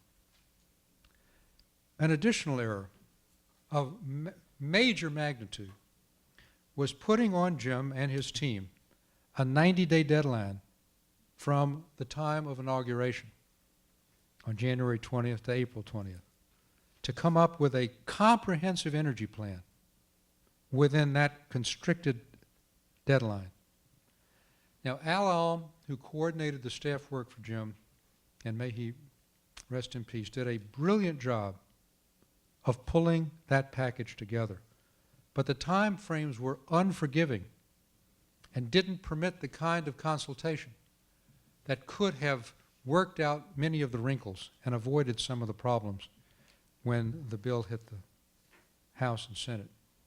In addition, this was during the cabinet government phase of the president, an anti-Watergate reaction, no chief of staff, and therefore the White House didn't have the kind of coordinative capacity that we were given later in the administration. In addition, if this weren't enough, the president imposed on Jim and on his team and on me a requirement not to consult with the executive branch, with Congress, or with the or with industry for fear of leaks. And this led to a lack of critical inputs. Indeed, only 2 weeks before the deadline, Charlie Schultz, the chairman of the Council of Economic Advisors, and Mike Blumenthal, the Secretary of the Treasury, wrote the president an urgent memo asking for a 1-month delay because they had only just gotten the package and had not had a time to factor in the economic impacts. There was therefore no chance to measure Hill reaction to various parts of the package. And indeed, when I got Jim's famous black book back from the president with his handwritten notes, his note to me was, do not share this with anyone, including anyone on your staff. Fortunately, Kitty Shermer was already deeply enmeshed in it, but it indicated a mindset of keeping things extremely tight. Next, and here permit me to, again, be very direct. Jim Schlesinger did not share the accountability that I felt in the president's campaign promise to decontrol natural gas. It was part of our Democratic Party platform submission, and in the very tight days as the race was getting extraordinarily close, I drafted and sent to the president, or the governor, a letter to Oklahoma Governor David Boren, later senator, in which we reiterated very specifically our commitment to decontrol natural gas. That was critically important in winning Texas. It was critically important in winning Oklahoma. I believe to this day, if the president had followed that campaign pledge, we would not have had the prolonged, debilitating conference committee between the Senate and House. And the reason is that the Kruger bill, Bob Kruger's bill in the House, proposing deregulation with the full front of opposition from the administration in a House that was 2/3 Democratic, just barely lost, because all the Republicans supported it and many of the producing state Democrats. With even the slightest presidential approval, it would have passed. On the Senate side, as Bennett will remember, the Benson decontrol bill passed. So you had total opposites passing both houses, and they would have been similar had we kept our campaign pledge. That was the single most important issue which kept the conference committee in an impasse. Now, ultimately, there was a compromise for decontrol, and it's one of the great accomplishments. But it came in the most difficult, painful, convoluted, and unnecessarily difficult way. Why did Jim take this position? I think he took the position first because he was not close to the campaign. Second, he took the position because he was close, as John said, to Scoop Jackson and to John Dingell, both of whom had crucial positions in the House and Senate, and both of whom were fervent opponents of decontrol. Because we didn't have the chance to really test out the congressional waters, we basically relied on Jim's notion that, well, two crucial senators were against this, and therefore, let's forget our campaign pledge. In addition, at the time this massive package was before the Congress, there were competing priorities. We had welfare reform, Social Security, and a whole host of other things, including the much lamented water projects hit list. Bennett laughs, I'm still crying. There's another lesson to comprehensive packages, and President Obama saw this with Obamacare. Our system of divided government doesn't digest comprehensive packages well. We have an incremental system, a divided executive and legislative, a divided Congress between Senate and House. We do not have a parliamentary system. And so when a massive comprehensive bill, which touched 5 committees alone in the House and several in the Senate, comes before the Congress, it is a superhuman task to try to keep those pieces together, giving all the contending forces, all the external pressures and lobbying that goes on. In addition, there was no clear communication strategy to build public support. And yet, with all of this, we did, in fact, pass what was the single most comprehensive energy bill ever. And we built on that with 2 other packages, which, as I mentioned, had crude oil decontrol with the windfall profits tax, based on the crude oil equalization tax, which Jim had developed. We did deregulate natural gas. We did put in place alternative energy sources. We did point the country in a markedly different direction. We left this country with an energy foundation and energy security infinitely greater. And those projections by the CIA in '76 and early '77 were proven incorrect, in part because Jim Schlesinger and Jimmy Carter took very seriously the geopolitical and economic consequences of our growing dependence on foreign oil. And for that, we have every reason to celebrate and to commemorate Jim's memory and the ways you've done it so beautifully today. Thank you very much.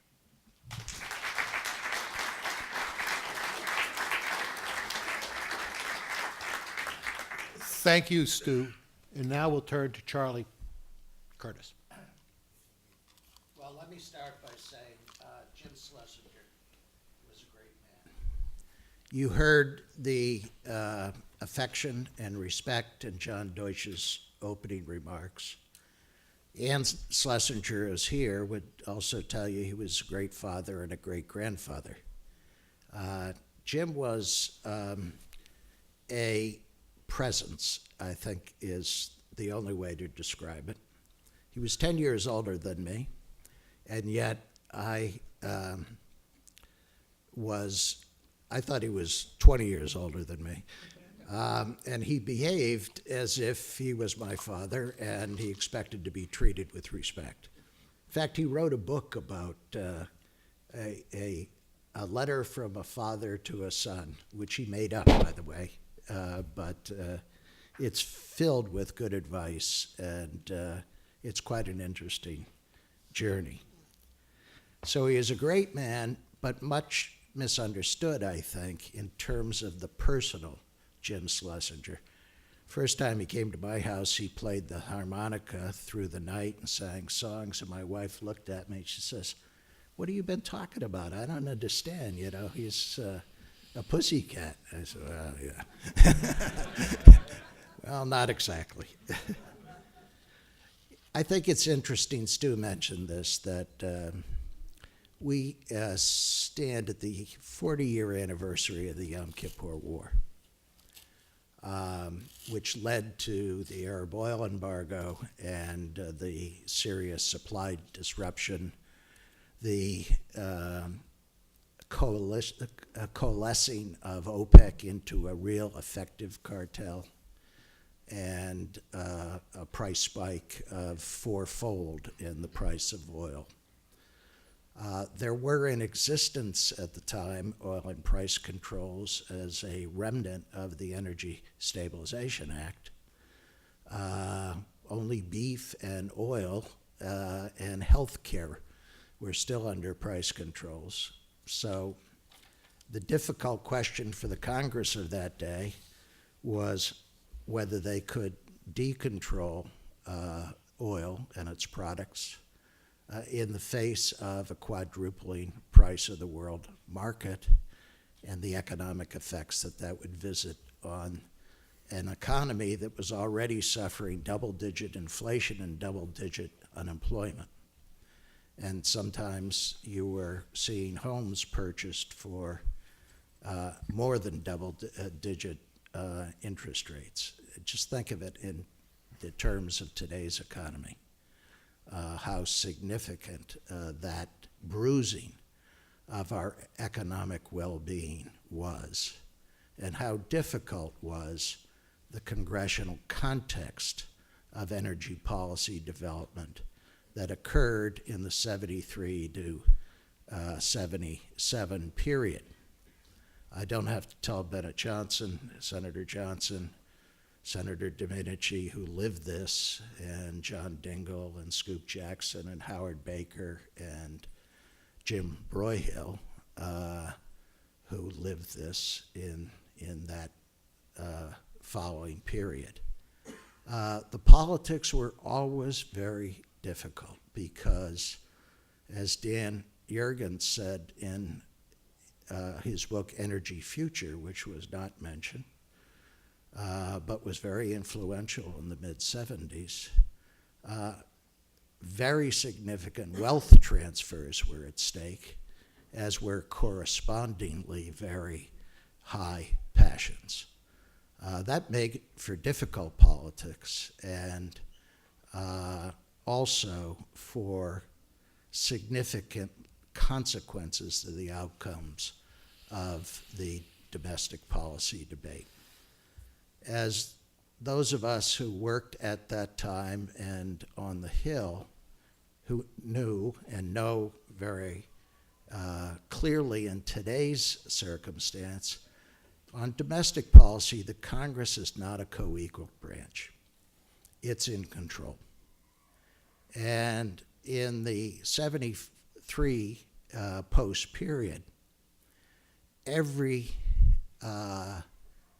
business interest and social interest in this country was taught a very significant lesson in the centrality and importance of energy. And so they equipped themselves with representatives in Washington from the 73 to the 76 period. And those stakeholder interests were prepared and armed for any attempt at further legislation after the Energy Policy and Conservation Act, which had made the difficult decision to begin the scheduled decontrol of oil and its products.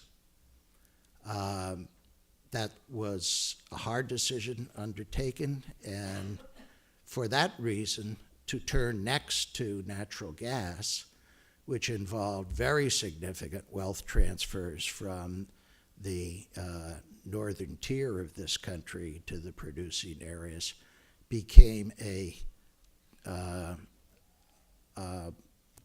hurdle to overcome in the Congress of considerable height and dimension.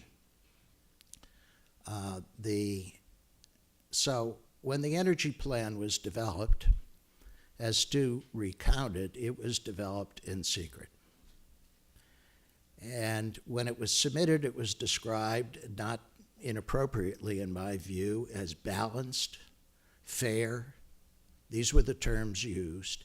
And essentially, the plan was directed to be developed and was developed by making the compromises that the congressional process usually is relied on to work out. And so the represented interest in Washington simply cashed in all of the provisions of the plan that they were in favor of and worked strenuously to change those that weren't in their favor. So the balance was in jeopardy from day one.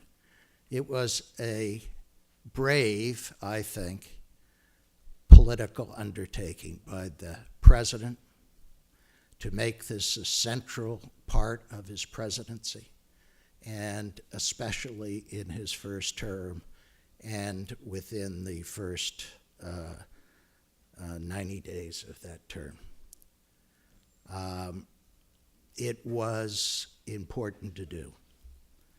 I think the most significant steps taken by the Carter presidency and by the fledgling Department of Energy was to complete the job of decontrolling oil, which had only a month and a half to run by the time Ronald Reagan took office, and in fact, to set the stage for decontrolling natural gas and breaking down the barrier between intrastate and interstate regulation. Those were hard politics. Actually, Jim was in favor of that, Stu. He and I was chair of the Federal Energy Regulatory Commission at the time, and when the conferences on natural gas went from the Thanksgiving turkey to the Christmas turkey, Jim called me up. He says, "Come on, we're going to go see Scoop in California because we got to do something about breaking this conference jam." And of course, Jim did things with a flair. The idea of going to California was not getting on United Airlines. It was getting on a Gulfstream jet with the United States of America emblazoned on it, glassed wax. It was the most beautiful small plane you ever saw. Of course, it couldn't go to California. It had to stop at Tinker Air Force Base in Oklahoma to regas and go. And so we arrived out there, saw Scoop, and that broke the log jam, and the decision was taken.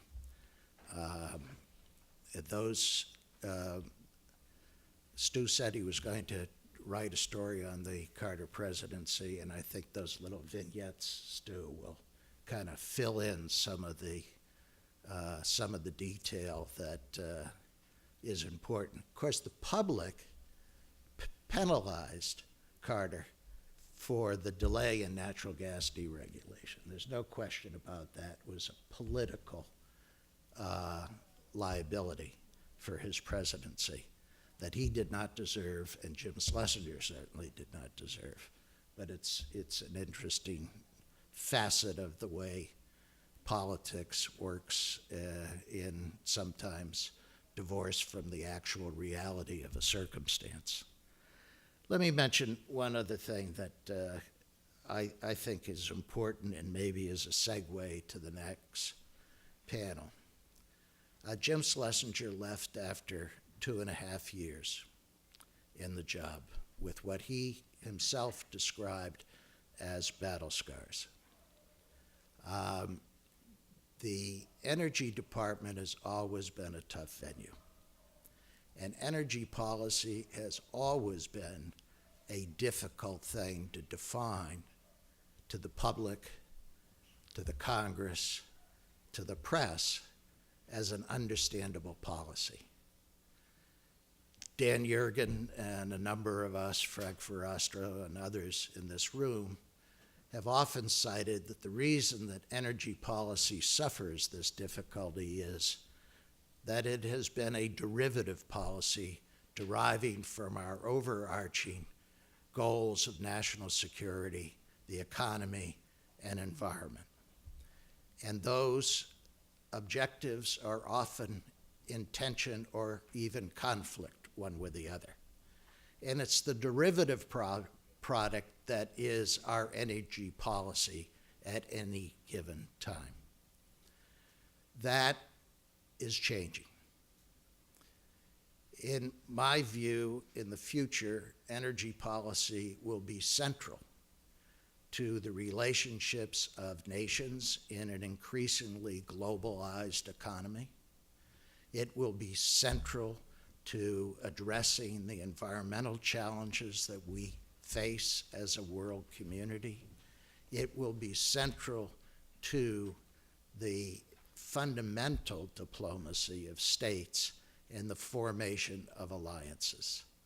So I said this to Jeff Hughes the other day, and we were talking about it. So when I was at the Department of Energy, one of its great secrets is that it is the largest physical science enterprise in the world, and its science and technology capacity is great, and we rely on it, not only for the mission of this department, but for our national security broadly writ. So I wanted to call it the Department of Energy and Science, so to change DOE to DOES, right? I thought that was kind of cute. Obviously, the science community says, no, we already have a science foundation, you're not doing that. But, so I was saying to Jeff that, you know, because of this centrality in the future, this is going to make the Department of Energy, that President Carter's vision and Jim Schlesinger's execution brought into existence, of even greater importance to our national security, our diplomatic relations, and the commerce among nations in the future. Jeff's response says, well, we can still keep calling it DOE, but it'll be the Department of Everything. Let me end with just one thing, that with the remembrance of 1973, as some folks know, that was the date, year that Ernie Moniz joined the MIT faculty as well.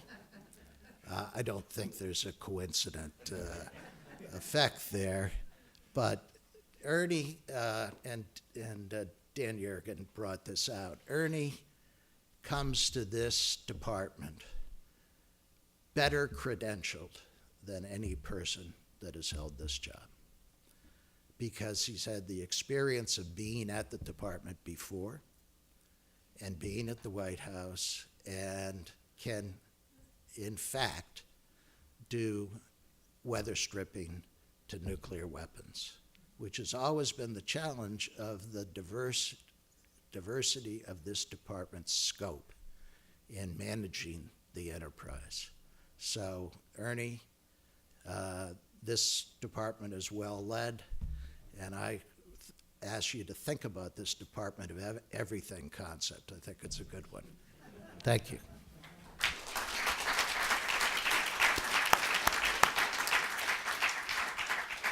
Lynn Coleman. Thank you, John. It's a great pleasure to be here with these old colleagues and friends. Not too old, but it's been a long time since we were working together. You didn't have to say old.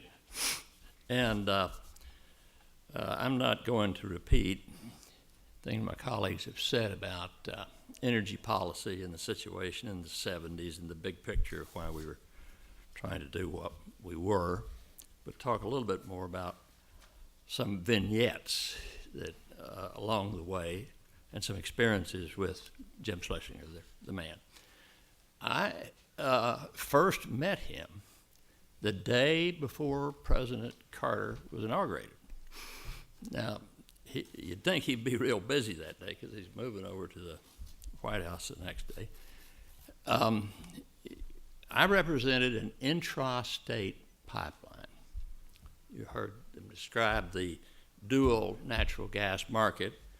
Producers in Texas or Louisiana, if they had a choice, wouldn't sell gas to an interstate pipeline because that gas would be committed and they couldn't get it back even at the end of a contract. And the market price for gas in Texas or Louisiana is around $2. And the regulated price by the Federal Power Commission, as known at that time, was as low as 50 cents, so you can understand. So the interstate gas pipelines and all of their customers were suffering severe shortages, we had huge surpluses in Texas and Louisiana. We sought a meeting, my old friend Bob Eckhart, on the House Commerce Committee. He asked if we could meet with Jim, and he agreed to do this. We were to talk for 30 minutes. Schlesinger kept the meeting going for 2 hours because we had a notion as what you might do to alleviate, at least in part, this problem. And he really wanted to understand the whole issue, all the facts, implications of possible solutions. He then went to the president and made a recommendation. As I recall, 2 days later, President Carter, they had asked the Congress to pass what became called the Emergency Natural Gas Act of 1977. The Congress passed that bill within 1 week, and President Carter signed it on the February the 2nd, 12 days after he was inaugurated. That was the first bill he ever signed. And we could use a little of that kind of cooperation these days. So I was really impressed with Schlesinger. Here was a man who looked like a general. He was about the size of a linebacker or a tight end of a major college football team. Had that stern countenance, gray hair, smoked that pipe, and as everyone said here, he looked a great deal older than he actually was. He had headed 3 major government agencies. This was his 4th, yet he was only 48 years old.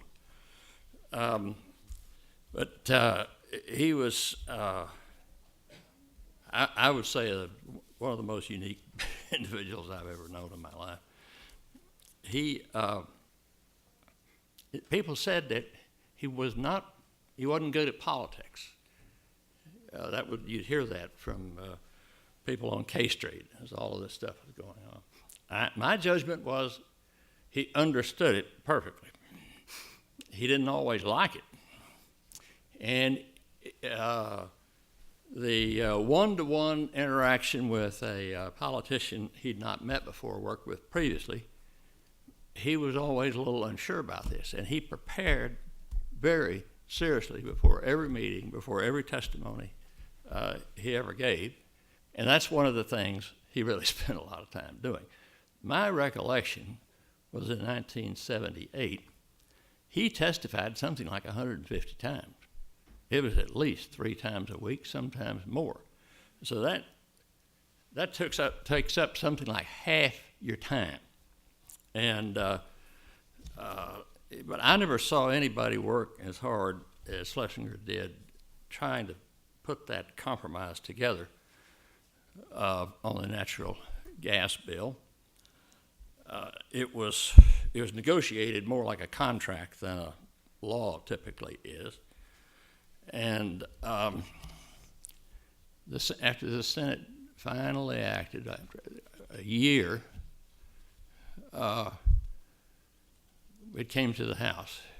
And Speaker O'Neill packaged 5 titles together and asked for a rule that would allow only one vote. It was up or down, no amendments. And that rule passed on a vote of 207 to 206. One of these things that became famous later by Tom DeLay, but we actually did a little of it in those days too, where the vote was held open until enough people switched their votes that we had a majority, and the Speaker banged the gavel down, and it became the law. After that vote on the rule, that was on a Friday. I spent all Saturday, as did Les Goldman, with Jim. And then all that night till 7:30 in the morning when the House vote occurred, as he called, and there were almost no Republicans voted with the rule, as he called Republicans. I can hear him today, that stern, "I trust you'll be with us on final passage." And in the middle of the night, he was calling them off the floor. That bill passed with 46 Republican votes. Much of that attributable to Jim's effort and his credibility. I remember one time during, after I was finally sworn in, they had a little reception here when, somebody knew was coming to the government. And so two friends of mine, Charlie Wilson and Bob Eckhart of Texas, had been close friends, but they were just in deep disagreement over a point, doesn't seem particularly large today, and over a pricing issue. Well, they came to this reception, and in those days we actually drank wine and whiskey around here, and nobody seemed to say much about it. And the two of them had a couple of drinks, and we were standing there and talking, and basically Jim said just very sternly to them, "Why can't you two guys," actually he used a different word, "split the difference?" And Bob Eckhart kind of leaned back and drawled and said, "Well, I guess I might be able to do that." Whereupon Schlesinger says, "Come on, we're going to the Hill and write this down." Grabbed Les and me, took us out of this little reception. We went to Eckhart's office. We were down there at 10 o'clock that night, and we got it all down on paper, and the three of them and Congressman Wagner from Louisiana, they all agreed on it. And but that's the way Jim would do. He seized the moment, believed that there's no time like the present for doing anything. The decontrol of oil, after the great difficulty we had with natural gas, went in a totally different way. That 1975 law that Charlie wrote and President Ford signed mandated that controls continue until September of 1979, at which time the president would acquire discretion to decontrol if he wanted to. Schlesinger strongly recommended, and I think it was the attitude of the Domestic Policy Council that this was the way to go, that the president ought to use that executive authority and to do that. One issue was, did the president have to send this first to the Congress as an energy action? A young man sitting right back there named Eric Figge wrote a memorandum, which I can't remember the rationale, but the conclusion was the president did not have to do that. He didn't. That was always his conclusion. Well, pretty controversial, a bit aggressive, but it was not challenged, and that's the way it went down. President Carter stuck to that decision, even though events in Iran earlier that year had caused prices to start escalating steadily in the United States, and by the time that decision was implemented, I think the price had almost doubled. $16 to $32 a barrel. It was a huge increase, and Carter stuck to his guns. I think that was an extremely costly decision politically, but most of us would say the right thing to do. And there was an effort in the House to reimpose controls. And when that came to a vote, those wanting to reimpose controls got only about 1/3 of the votes. So within a short period of time, the notion of deregulation had come really to be well settled.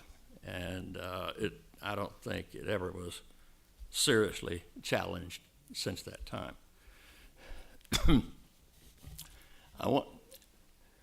At the Energy Department, we not only had the programs we were trying to move forward and implementing decisions made here, But much of our time was taken up reacting to things on the outside we did not expect, but nevertheless presented a huge challenge. One morning, I get a call from my friend John Deutsch. Get up to the Secretary's office immediately. I go up there. They tell me that the Progressive magazine is about to print an article on how to make a hydrogen bomb, including drawings. We have got to stop this, get an injunction. I hadn't had a case like this before. I said, look, we have this thing called the First Amendment, and I do know that there has never, ever been in the history of our country a successful prior restraint of publication. We've had laws from time to time, like the National Security Act, where if somebody did publish secret information, they could be treated. They might wind up in jail. But to stop a publication was new. Well, short answer is we went out there. The Justice Department agreed to bring the suit. Went out to Madison, Wisconsin, and we got an injunction. I've got it. Do you remember what Griffin Bell said when you were No, there? I'm coming to that. Coming to that. We got an injunction. We'd won the lawsuit. It was on appeal. And then some of the lawyers working for the other side, the Progressive and its allies, went down to the library, the public library at Los Alamos, and discovered that the same damn stuff was on the public shelves. Basically what was going to be in this article. Well, that's what lawyers call a bad fact. And so from the Deputy Attorney General all the way down to the lawyer who had argued the case, the Justice Department wanted to throw in the towel. Jim Schlesinger did not. And so Jim and I went to meet with Judge Bell, the Attorney General, who I'd known pretty well because I clerked on his court after I got out of law school. And so all these Justice Department lawyers filing in, Jim notices a little plaque on the secretary's desk. He picks it up, walks into Judge Bell's office and throws that down on the table. It said, to quote Shakespeare, the first thing we do, let's kill all the lawyers. But Jim presented our case. And we were going to draft an affidavit basically saying this. And I remember the phrase he used. He said, there are countries, the names of which we do not know, that we need to keep this from. And I thought that was a very, very prophetic statement. We won that motion where they were trying to get the judge to reverse his decision.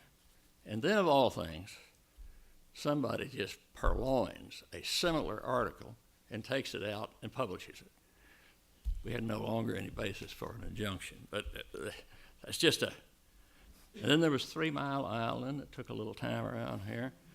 And then the second oil shock following the events in Iran, which that was, in terms of personal strain and having to react to so many things at one time, that was really incredible.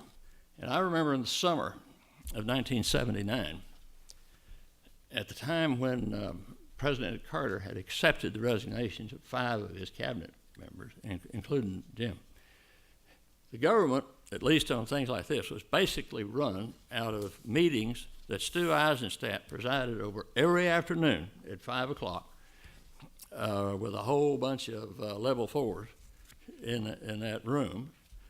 And we'd decide what we'd done that day, what the problem was we still had, what we're going to do the next day, and make decisions, and the president would rule on them or overrule us, and we'd go ahead. That's the way it worked.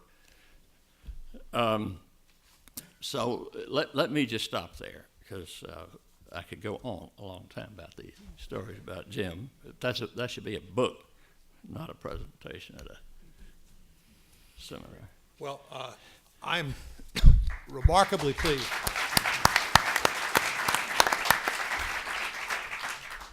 To say we're on time, which is, sorry? Yes, on time. So let me just say thank you to these terrific interventions. They really tell you a lot about the courage, bravery, wisdom that we all had at that time.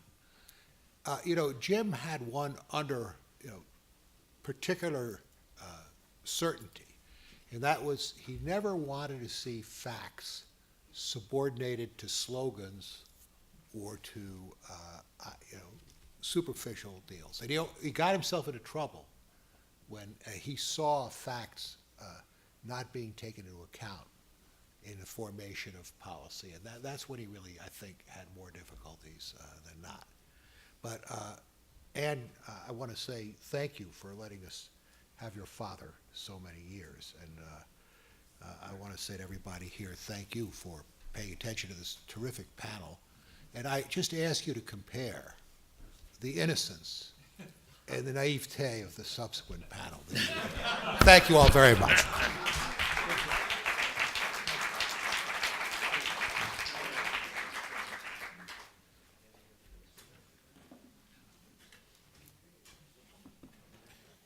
That was great, Stu. Thank you Thanks. so much, sir. Thank you.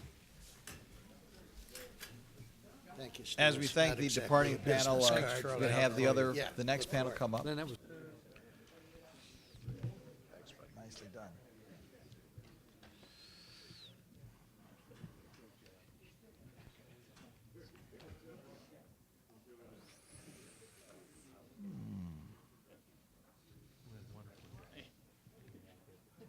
How are you? It's good to see you. Very good. Very great Yeah, it was stories. fun. Howard Moreland, I remember. Progressive, yeah.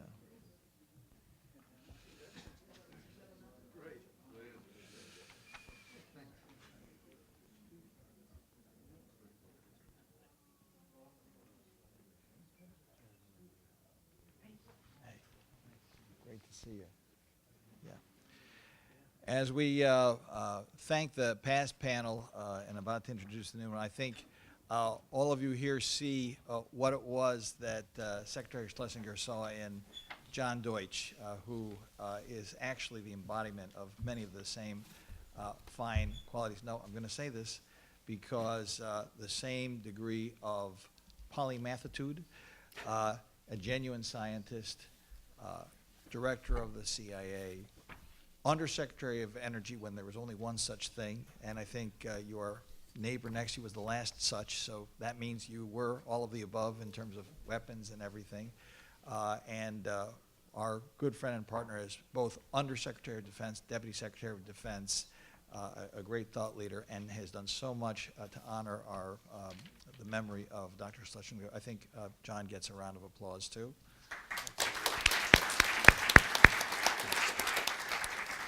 And as I guess, relatively speaking, fan of the young whippersnapper panel, I'm not at all afraid that they're going to do just fine in measuring up to the distinguished panel that we've just had. To remind, this panel is going to examine the energy security world we think we know today and the influences of that world and on our geopolitical leverage, investment flows, and so on. And I will let our chair introduce the rest of the distinguished panel and we have with us yet another dear friend and colleague.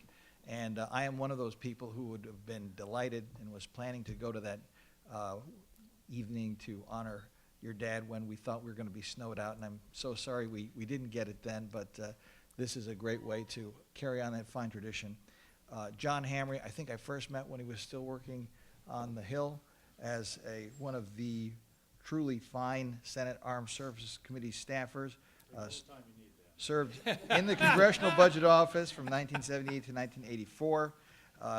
Also Undersecretary of Defense, also Deputy Secretary of Defense, and also, I think it's fair to say, a thought leader with many others on the panel, and on such really, really tough issues in which the thing that's the right thing to do is not always the easiest explained thing to do, and I'm going to refer to one thing, and that's export controls, which many people on this panel and in the audience have worked very hard on.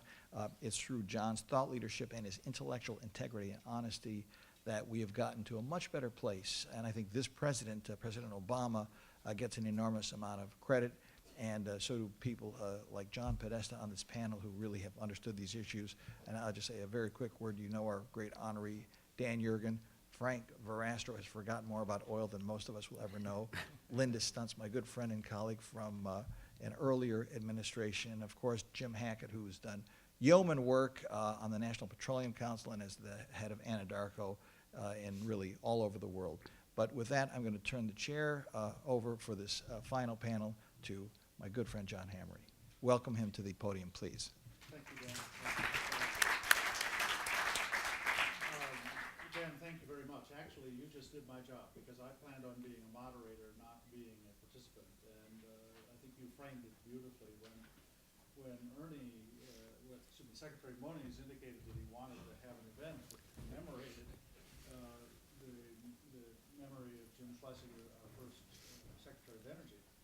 Am I supposed to do something? Yes, Oh, well, it helped. It helps.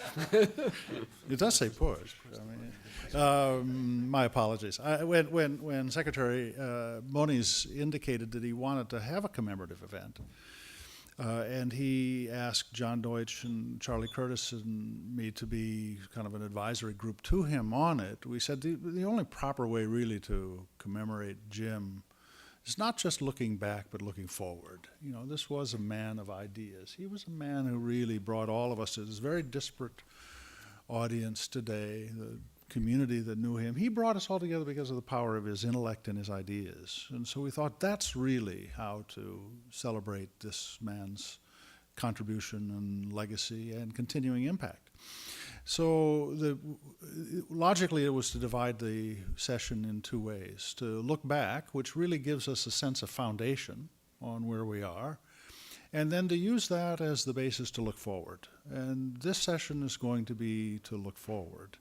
And I'm flattered to have an opportunity to be a moderator with this quality of a group. I think there were two, let me just frame it to say that in looking forward, there seemed to me two really large factors that are shaping where we are. The first is this fracking revolution. Frank Verastro developed a powerful little chart where we plot over time. This is one of these Gapminder charts, you know, plot over time the import dependence for oil and gas for major countries, including the United States. You know, the bubbles get bigger as they need more, and they move up to the right as they become more dependent. And you start this thing, and you see all those bubbles moving up to the right until 2007. And in 2007, America takes a sharp turn and starts going down to the lower left. You know, we are no longer in the pattern with everybody else, where we're dependent on this environment of international imports for oil and gas. Now, this is a profound change, as much misunderstood as understood, and I think partly we're going to explore that today. The other thing that's, I think, equally important is that there's been a profound kind of cultural shift in America about the expectations of managing the environment as well as energy. And we've had, it's a lot of controversy. I wouldn't say that this is free of controversy at all. A great deal of controversy. And Jim, if Jim were here, he'd be the first guy to stand up and say, I'm not sure that this climate thing is real. You know, Jim would be the first one to say that. So it's not without controversy, but it is a profound feature in the landscape of our debates. And it has also been a factor that's introduced a whole new dimension, which is the way technology is presenting new opportunities that is now becoming economically a major factor in the energy landscape. We may not like it, but I drove in last night at 1 o'clock from the airport because I was late, and I heard two dueling radio ads on ethanol, right? So, I mean, this is part of the landscape, and it's part of what Secretary Moniz is wrestling with every day. We're going to try to get into that in this session, because Dan Yergin was our honoree, and I know and that also means he's not going to have as much to say because we've got to keep all of these short. We've got literally about 50 minutes. Dan, let me turn to you to get this kicked off with your perspective on these two kind of phenomena as we're looking forward. Sure. Well, again, thank you. And I have to say, I listened to that previous panel with great interest and was making detailed notes that I can rewrite the prize. So thank you all for that. I thought that what I'm looking forward to this panel, and I did have my say already this morning, so I'll just make a few kind of directional points, is to talk about where the continuities on energy security, kind of what are the key points that we've learned and what is different. And John, you've alluded to some of them. The change in the U.S. energy position, I remember John Deutsch a couple of years ago wrote a piece in Foreign Affairs saying that what was happening with shale gas was the most important energy development in his professional life. And I think that, when people used to talk about, well, we've got to reduce our imports and so forth, and it didn't seem like, the question seemed to only be not that, was at what rate would they grow? It was focused on two things. One was the balance of payments, and the other was, kind of overall energy security. What was not obvious was a point that, in a way, Charlie Curtis made in his remarks when he said in the late 70s about a wealth transfer. Well, we're seeing a wealth transfer today. It's a wealth transfer back from other countries back to the United States as a result of what's happening in terms of jobs, supply chains, competitiveness of the United States, investment in the United States. So, but one big unanswered question is, well, what does this mean for our energy security? What does it mean for our foreign policy? What does it mean with our engagement with the rest of the world? And this is a question that's really being asked around the world. So that's maybe one thing that we might talk about. I think a second is, John Hamre, what you referred to, which is, and it's obviously been a concern going back to the Foundations Department, John Deutsch, and obviously very much on Ernie's agenda, which is the impact of this innovative machine that's been working in the Department of Energy and what kind of impacts that has. I think it'd be useful to talk further about the kind of expanded notion of energy security. It seems to me that there was a kind of bell that rang in August, I think it was a year before last, when the 35,000 computers were disabled at Saudi Aramco, and which Saudi Aramco has talked about. And I think that sort of has shaken many people. Obviously, the power sector is very interested in this, and this is a whole new dimension of energy security and how it's being managed. The second is the issue of the physical security of nodes, of key nodes in the system. And what happened with the Aminus gas processing plant in the Saharan desert of Algeria was, again, a kind of a wake-up call, and there have been some issues, at least in the United States. And then I think in something, this kind of, how do you prepare, and I know the National Petroleum Council is looking at it, Jim, and maybe you'll talk about that, and Dan Poneman's been focused on it, is how do you deal with these integrated energy shocks when something really big happens? I think that to me, one of the big changes, it's what's really reflected in the award and what Ernie's talked about, which is I think there's greater confidence in markets sorting things out than the kind of micromanagement that was the legacy of the 1970s, and what we really heard on the previous panel was trying to unravel that micro management. And then I think just two other things to say. One is, how does this globalization of demand affect what we think about energy security? Because again and again, of course, thinking and policy have trouble catching up with events, and the fact that China now imports more oil than us, what does that mean? The second thing to say, if we had not seen this unconventional, we might even call it unexpected revolution in energy in the United States, today we would be in an energy crisis with 3 million barrels a day of supply, and all the things that we heard about the 1970s and congressional hearings, Senator Johnston, all of that would be happening today. We saw some of that happening in 2008. And so we shouldn't forget that the degree of risk that's there, and even now, it seems we see the price of oil going down instead of up, telling us U.S. supply is growing, concern about weakness in China. But, you could have events go in certain directions in Iraq and elsewhere, and the picture would change again rapidly. And it is, one of the lessons of all of this to me is the role of surprise, which the unanticipated set of events, and only afterwards you go back and see why it was so logical that it was happening, and just why didn't we see it coming. And so there is always that question that goes central to energy security, preparing for the unexpected. Dan, thank you. Wonderful opening framing for this. Dan introduced everyone, and so I'm not going to, and you have their bios, so I'll turn to Linda next. I mean, I would only say I can't figure out how she's done all the things she has in her life unless she started at a grade school work release program or something. It must be. So, Linda, let's turn to you. There we go.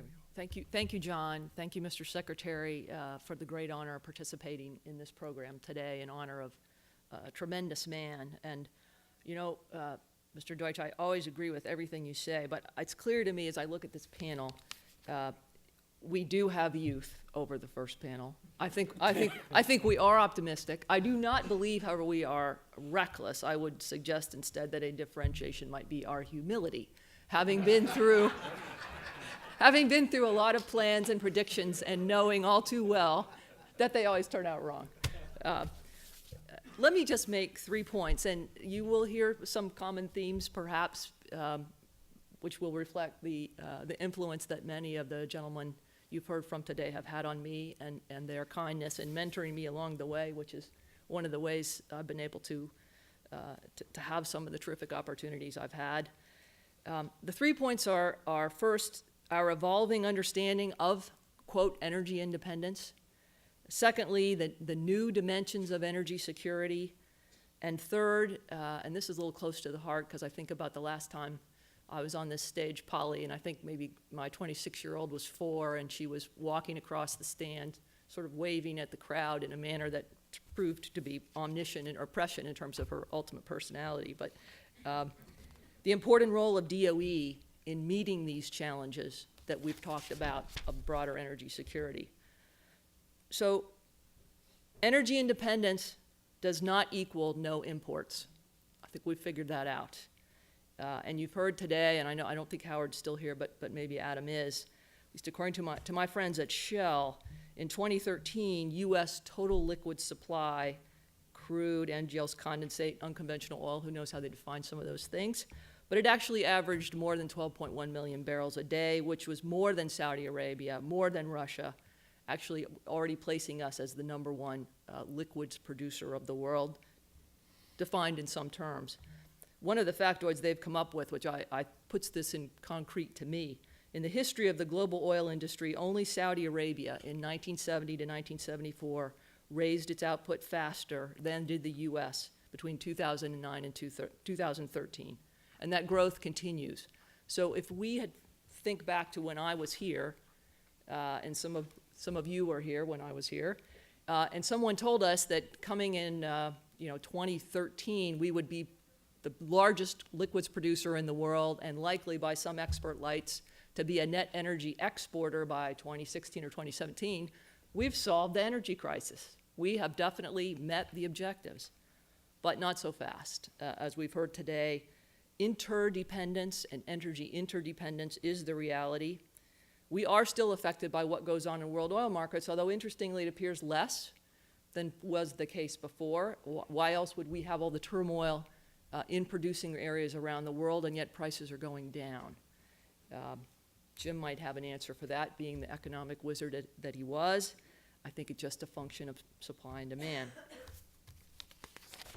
So if we haven't solved, one of the reasons we haven't solved the energy crisis is that what we've come to understand is there are new dimensions of energy security, that adequate energy supply is only the start. It has to be resilient, right, including infrastructure. It has to be sustainable, including environmentally compatible, keeping in mind that there is no risk-free energy. And it has to be secure, including against cyber and physical terrorism. And one might even add, when you think about, for example, the importance of Nigeria to our world oil supply and the outbreak of Ebola in West Africa, what might that mean, and how do we think about that? And probably smart people like Dan and the Secretary are already thinking about that, but because of my work with Shell and others, I know they're quite concerned about it. What does that mean? So one of the things I think we've learned is Whether energy is scarce or plentiful, as Charlie said, energy policy is always tough. It's tough because these dimensions are difficult to balance. You could look at the debate right now. Some want to restrict imports to save natural resources for ourselves and feel like we need to add the value-added products rather than export the raw materials. Others say, no, we should use oil and gas exports to lower our trade deficit and as a stick with which to threaten those who we believe are inappropriate aggressors, not to name names. And some prefer energy in shorter supply and more costly to deter too much consumption of what they perceive to be the wrong kind of energy. So you at the Department of Energy have to sort that out. And indeed, I think DOE has a critical role to play in meeting these energy security challenges, going back to its founding and the architecture that Jim Schlesinger put in place. To me, it is a knowledge source. DOE has to do the analysis to help policymakers choose wisely. One of the things I haven't heard said today that some might have forgotten, but it was Jim Schlesinger who launched the DOE Carbon Dioxide Effects and Assessment Program in 1977. Despite his hostility to some of the more popular, some of his well-known views on climate change, he wanted to know what the science said, he wanted to know what the facts were, and because of that, I and others in the department when I was here in the 90s were able to learn from DOE scientists like Ari Petrinos about radiative forcing and the virtues and limitations of climate models. And this is back in 1990. And I don't know the extent to which that work still continues, but I hope it does because it's an important perspective. Similarly, and I'm going to name a few names here, and I don't mean to exclude anyone, but to me it was so important because of the work of people like Barry McNutt and Vito, who sadly are no longer with us, Vito Stagliano, and Carmine DeFiglio, who is with the Oak Ridge National Lab. CAFE standards and our alternative fuels policy were improved and made more robust. There were fossil energy employees like Doug Carter, George Rudens, Paul Bailey, and what were then the fossil energy labs in Morgantown and Pittsburgh. The acid rain provisions of the Clean Air Act of the 1990, in which we worked so hard, the Clean Air Act amendments, were made more effective. And it was having the analysis that enabled us not merely to form good policy, but it also helped deal with the political difficulty of dealing with energy because we had analysis that showed cost, benefits, merits. This is the balance.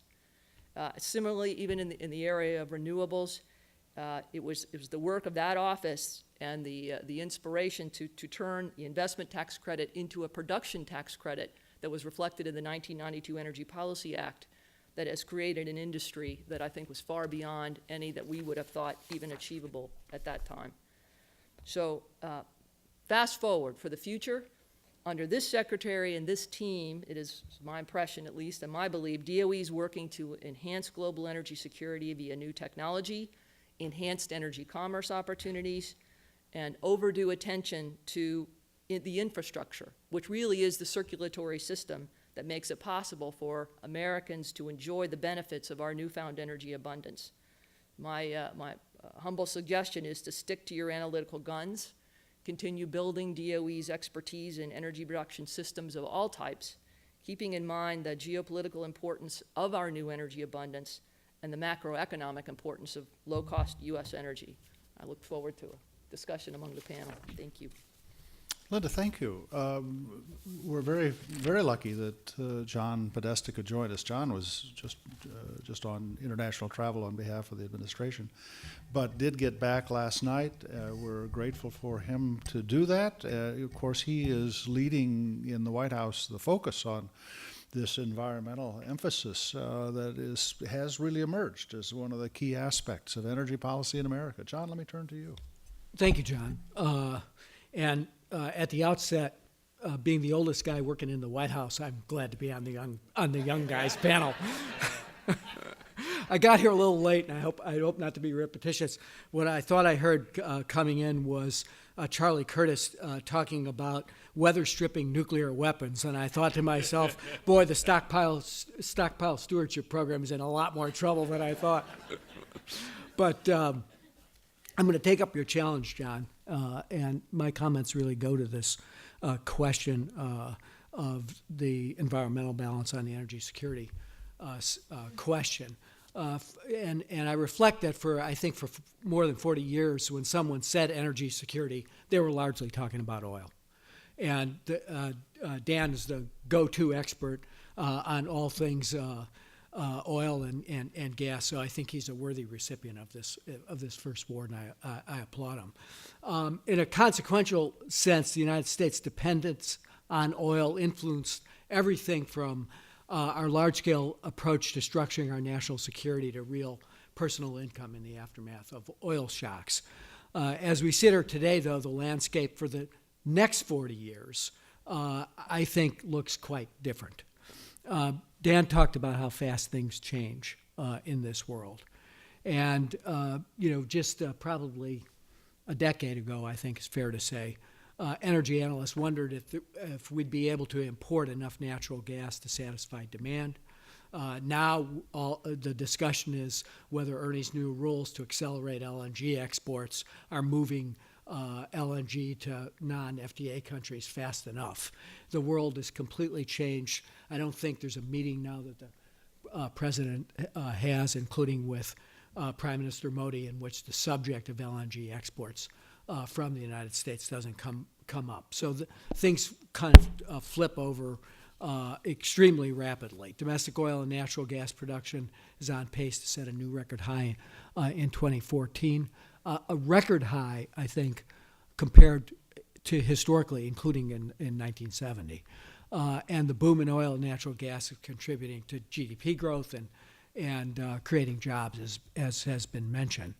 The advances we've seen in domestic extraction, coupled with enormous improvements in efficiency in the transportation sector, particularly through the ambitious fuel economy standards for cars, light-duty trucks, and now heavy-duty trucks, mean that the traditional energy security picture looks, incredibly different than it did in the past. So often when talking about the about-face in our domestic energy production picture, people attribute that to good fortune. Fortunate that we have so much shale gas. It's fortunate that we have energy efficiency technologies, but I don't think we'd be in the position if it was not for forward-looking, ambitious investments in R&D that took place in this department that really unlocked the unconventional supplies, and we wouldn't be in the position without, again, the regulatory framework and the substantial R&D that went into producing much more efficiency and productivity in our transportation sector. So I don't think it gets enough credit, but government investments and government regulation, I think, prompted the private sector to innovate, to refine technological solutions, to find new ways of doing business. And we're now only producing more oil and natural gas at home than ever before. We've dramatically brought down the amount of energy necessary to produce a dollar's worth of goods or services.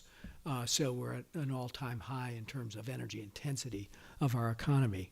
That's where we've been, but I think the future of energy security, as John Hamre suggested, must be mapped against a second dimension, and that's climate security.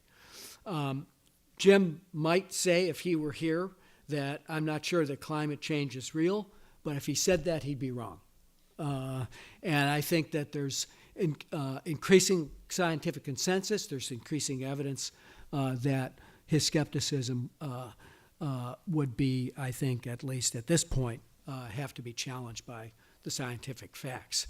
I think over the last year, we've seen a series of reports that have helped refine our understanding of the risk and potential costs that climate change pose for the economy. In May of this year, the third National Climate Assessment concluded that the impacts of climate change have moved firmly into the present.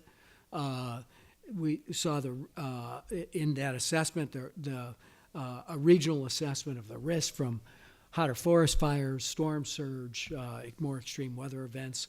In June, a bipartisan group released the Risky Business Report, which details the risk to coastal real estate, to labor productivity, to public health, to the strains on the energy system, which are being studied in the Quadrennial Energy Review.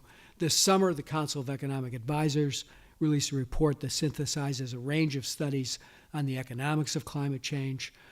If global average temperatures rise by 3 degrees Celsius before the end of the century, which are certainly on the path to doing, they found that we'll see damages equivalent to nearly 1% of global output per year. So for every decade we delay climate action, the Council of Economic Advisors found that the cost of implementing mitigation measures rises by 40%. So that's the context of energy security today. Streets in Miami and Norfolk are flooding on sunny days. A series of studies released earlier this week found that the record heat wave in Australia last year could only have happened in the context of climate change. I can go into that if you like. So as we're pursuing an all of the above energy strategy, which includes energy efficiency, I think it's essential that we do so in the context of climate change and the context of the urgent need to sharply reduce carbon pollution. I think we're on our way to doing that. We're making serious progress on that score. The President talked about this at the UN Climate Summit last week. I think as a result of the Climate Action Plan, we're on track to meet our goal of reducing greenhouse gas emissions in the range of 17% below the 2005 levels by 2020. A lot of that comes from the power sector, and particularly from the EPA's Clean Power Plan, which will provide a big chunk of that reduction by cutting carbon pollution from power plants 30% by 2030.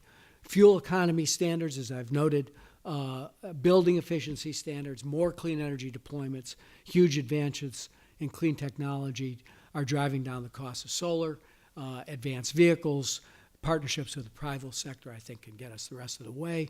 We got to do more. We're in the throes of implementing an interagency strategy to reduce methane emissions across the economy, and particularly from the oil and gas sector, led by DOE through a series of meetings that Ernie's had through the course of the summer.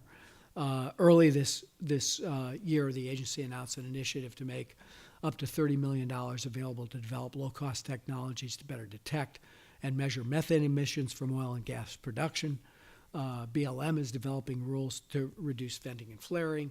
EPA is on track to finalize their natural gas Star Gold program, which recognizes industry leaders for making facility-wide reductions in methane emissions. We got to get on with those tasks.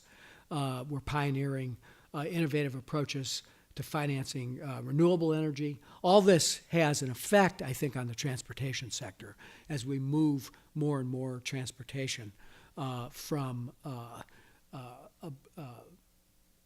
system based primarily on liquid fuel to one in the future that's based more on electricity, either through hybrids or all electric vehicles. There are other pollutants that we need to tackle, including HFCs.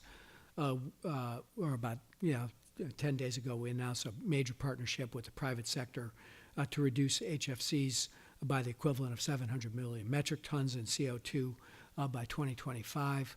All that work is necessary because we really have to get on.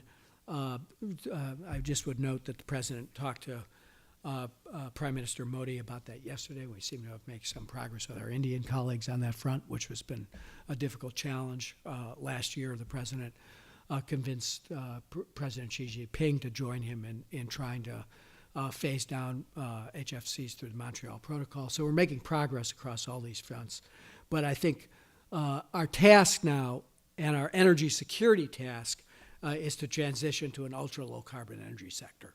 And that's, I think, the context in which we need to start thinking about energy security. So with that, let me stop. John, thank you. Let me turn to Brother Hackett, and I say that intentionally. He's currently a seminarian at Harvard Divinity School. Of course, he's also the chairman of the National Petroleum Council, so he's still in the fire and brimstone business. Either way, either place. Jim he also flew back through the night to get with us today, and we're very grateful to have him here, Jim. And I would also say, by specific mention, Ernie wanted to have you here, and I'm glad that you will join us. Thank you. Let me turn to you. Ernie. We're very lucky to have good scientists in the department and people like Dan Poneman, who I hate to see leave personally. I know it's long overdue for him personally, but you've been such an important influence in this department, and your work with the energy industry is really, really appreciated, Dan. So thank you very much. Even though I'm much, much younger than John Deutsch, much. I do remember your father, and I entered the business when your father became Energy Secretary, and it was a time that Dan brings us back to that we can't forget. I think it's incredible what's been accomplished in terms of the last 10 years in particular in North America. I'm going to give you some perspective on how we should not get comfortable with that, because I hope that policy continues to be very robust, never gets complacent about the basic physical aspects of the energy industry as opposed to what we would hope would be true and what we hope will happen. Just by way of perspective, when I joined Amoco Oil back in the mid-'70s, we were doing solar and wind back in the mid-'70s. When I joined a company out of Harvard Business School in 1979, we were building fluidized bed machines for biomass conversion and clean burning energy. And I sit here 30 years later still worrying about the world's liquid fuel supplies, and I want to spend a little time on that. What's importantly beneficial, I think, about the current environment is that we can afford to make everybody else's energy problems and consumption issues our consumption issues, and vice versa. As I think the point has been made here, none of us are independent of each other, and particularly with the situation that the United States sits in with regard to security around the world, we can't help but stay involved in the liquids issues that others face. And I would suggest to you it's primarily a challenge on the liquid side. We've got great news on the electricity side, great news on the natural gas side, good news on the oil side, and I want to talk a little bit about that challenge. And it's in the transportation fuel side, which John was alluding to as well, and I have great hopes that we can do something to reduce that challenge. But if you talk about just oil and derivatives, the issue is not so much the demand side. We take great comfort, I think, from the fact that on the oil derivative side that America is becoming more efficient, that Europe is becoming more efficient, or at least using less energy. The question is if that's due to a bad economy as opposed to all efficiency, although it's probably both. I don't think we hope for the former as opposed to the latter, but that's certainly been a factor. And let's just say that demand is going to increase 1 million barrels a day because of countries that aren't like America and Europe. And let's just say that that's interesting. What may be more interesting to you is the decline curve on the overall demand that we have in this world, which is 90 million barrels a day plus.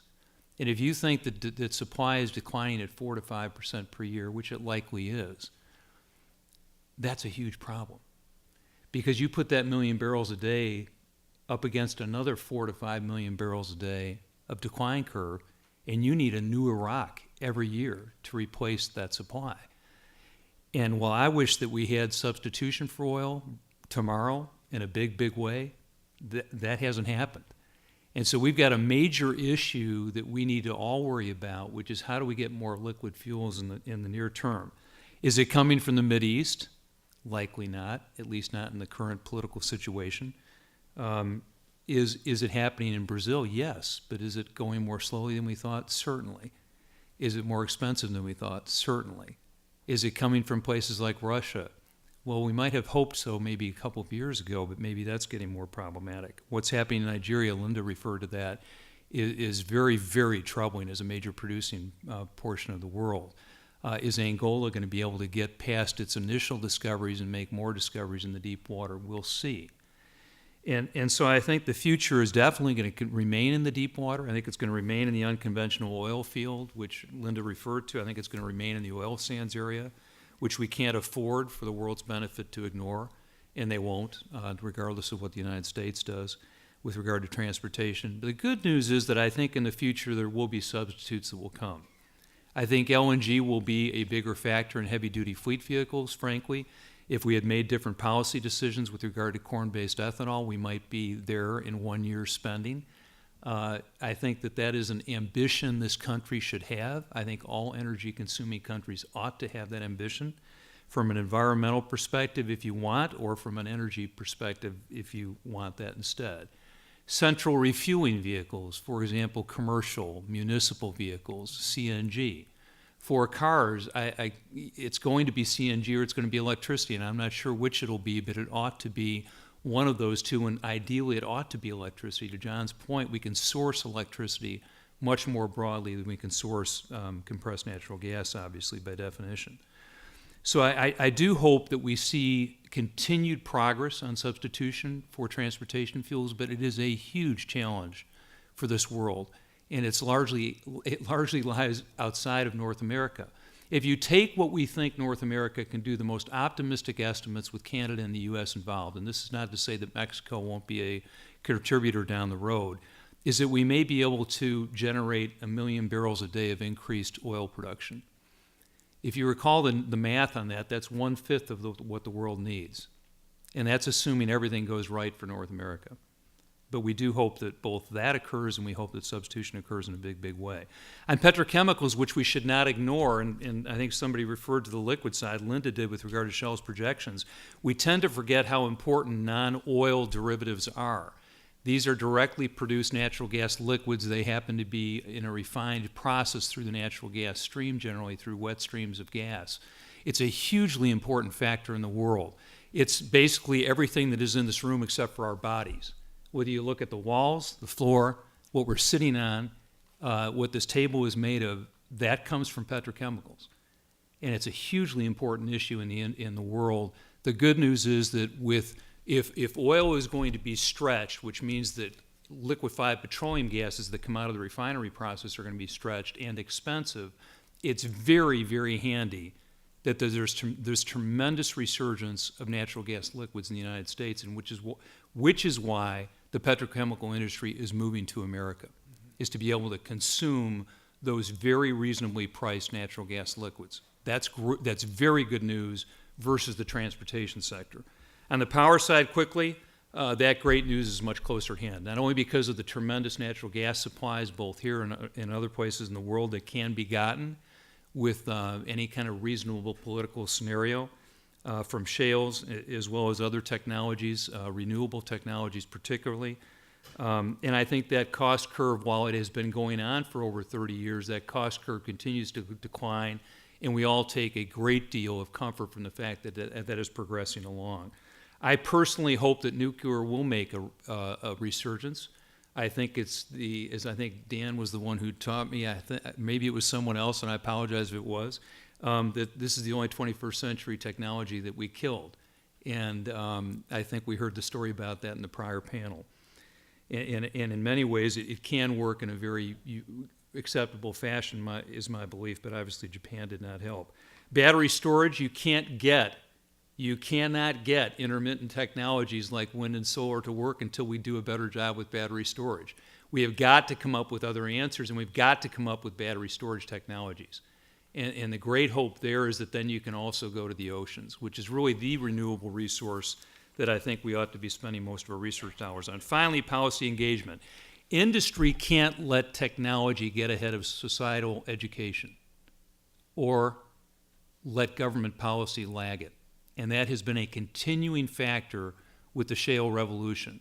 It is one of our primary responsibilities not to leave the regulators, not to leave the consumers and the communities behind as technology advances more quickly than most of us can understand.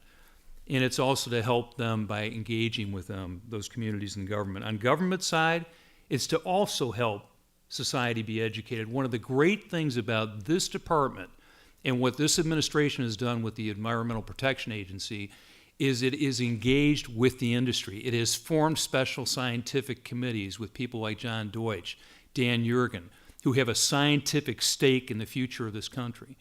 It has actually gone to doing shorter-term studies under Secretary Moniz and not ponderous 3 to 4 year study programs to get better policy decisions.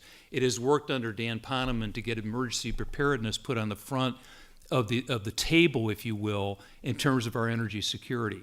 And that's something that is desperately needed to continue. It's something this administration has done a great job with. And finally, I think that we need to have science continue to trump policy. The comment that was made earlier about Jim Schlesinger's bias about facts and how that got him in trouble, I hope we can laugh at that, but take very seriously that that's the right side of the angels to be on. We cannot let politics, we cannot let myth lead this area. It is way too important to this country, and it's too important to the world. Thank you. Thank you, Jim. That was excellent. Thank you. Let me turn to kind of sweep up here, Frank, turn to you. Thank you so much. Intentionally. Thank you. And let me just say on a personal note, I don't think I know anyone who was more attentive to Jim during these last years than Frank Verastro, and I want to say thank you for what you've done for Jim and his family. Let me turn to you, Frank. Thanks, John. Just a quick note. So I actually was here 37 years ago. I was a special assistant at the age of 9 when the department started, and I actually learned a lot from the Jim Schlesingers and the Lynn Colemans, the John Deutsches, the Les Goldmans, the Charlie Curtises. And I'm very grateful for that experience. And Ernie and Dan have continued that tradition, as has Linda. It's been a wonderful experience. I left the government when the private sector, and when I was listening to Jim, so in the private sector, I started out in shale. And I thought, oh my God, what a thing you're going to spend working on. And maybe 35 years or so, it would actually come and you'll spend some time and it'll do some good. I echo a lot of these sentiments. I mean, I actually think that we talked about things that we've done. So when we did the NPC study a couple of years ago, we actually put together a triangle. Charlie talked about the centrality of energy. And we talk about the economic, foreign policy, geopolitical, and environmental concerns that people have. And the only thing that works in the middle of that triangle, the sweet spot, is efficiency, which is really a no-brainer. But the challenge for policymakers is to balance off these conflicting and often competing interests. And it's not always an easy thing to do, and you get suboptimal either agricultural policy or environmental policy or energy policy. Technology has a lot to do. Timing and sequencing has an awful lot to do. And then there's kind of the unanticipated consequences. Jim talked about the decline rates. I mean, one of the things, this unconventional revolution has been phenomenal in the United States. I think there's 2 different stories. There's a gas story where we could have 8,000 trillion cubic feet of natural gas that's available and accessible, because now we can drill, 6-mile wells, and these are terraced, these structures you can access. The oil side, it's a little bit of a different story, that the early production is in what we call the oil window, so if the temperature and pressure's right, you get it. But when you look at the decline rates on this stuff, the conventional production has 60% recovery rates and about a 5% depletion. The unconventional so far, and it's early in the story, it's got 60% decline rates and 4% recovery rates. So we're gonna see this go on for a long time, and we better be mindful of things that help: technology, community relations, above ground issues, air issues, water issues, infrastructure build out. If we don't get the infrastructure build out right, there's going to be no place to put this. Gas prices dropped because it wasn't a resource issue. It's that either you had to choke back the well because you didn't have a home, or the pipeline wasn't built yet. And we're starting to see that in the condensates, the liquid side. People have figured out now that where natural gas liquids or gas was a byproduct of oil, now we have 3 profitable streams if you separate them and send them in different places, which then brings me to the international piece. I think this has been a huge boon. So economically, if you look where the United States was 40 years ago and where we are today, John talked about the chart, and with all due respect, I call it Sarah's bubble chart. So we'll just give credit where credit is due. But this whole notion of how the United States is in a much better position now in terms of energy security and energy supplies. We don't know what the plateau looks like and what the decline curve is. And just as much as Dan talks about high price environment, we could find ourselves, if the world actually gets its act together and Libya comes back and there's peace breaking out in Iran and Iraq and Syria, and Nigeria figures it out and Brazil moves forward and Mexico accelerates, you could see a drop in prices. And a lot of these things are very much, the economics are very sensitive, even though the economics and the technology is so much improved. So we could find ourselves actually dealing with a floor at some point, and then the leads and lags that we've seen in industry forever, when demand picks up again, do we have the supply to meet that demand, and can we deliver it safely? So smart, safer, and cleaner. There's also some, what worries me on the downside of this, right? So if you're a European refiner right now, you are scared to death about the US boom and the fact that our refineries can outperform, and the fact that we can export petrochemicals. If you're Qatar or Saudi Arabia or Iran, where those volumes are not part of the OPEC quota, what does that look like to them? When you look at the timing and sequencing of a lot of US gas exports, we talk about the enthusiasm for East Africa, and we should be because there's great resources there. But if they miss this curve on the demand side, we're going to strand investments. The centrality of energy, whether it's Ukraine or Iran, there's a lot of people that like to argue that sanctions in Iran, if it wasn't for the U.S. production, they wouldn't have worked. And that's true to a point, right? So the U.S. light oil actually replaced Libyan oil, and it was the Saudis' increase in production that helped us get over the bump on Iranian oil. So we've got to be mindful of the quality. And the one other big concern I have is on the global side, and Dan pointed this out a couple of years ago, that when you start looking at North America, so Canada, Mexico, and the United States, and then add Venezuela at some point, huge Western Hemisphere boom. And just the economics would dictate that we have short movements so it's more economic to send stuff in the hemisphere. We may actually promote regionalization when I agree with Linda. The globalization has been what's kept us in the ballpark. Whether we have a hurricane or an outage in the Gulf of Mexico, net and gross is something that Dan and I talk about all the time. So even if our import dependence goes down, on a net basis, and it will, we may actually be importing a different kind of crude, exporting product, exporting crude, exporting LNG, exporting petrochemicals, and then the Houston ship channel looks really crowded. So we're going to have to figure out what to do with that. So the scale needs to be taken into account here. And I get concerned, too, that when we talk about energy independence, we just had Khalid Falla, came from Aramco a couple of days ago, and was talking about how the Saudis view the United States growth. And early on, when John and I went, they didn't think it was real. 4 years before, the United States had come to Saudi Arabia and said, could you please increase production?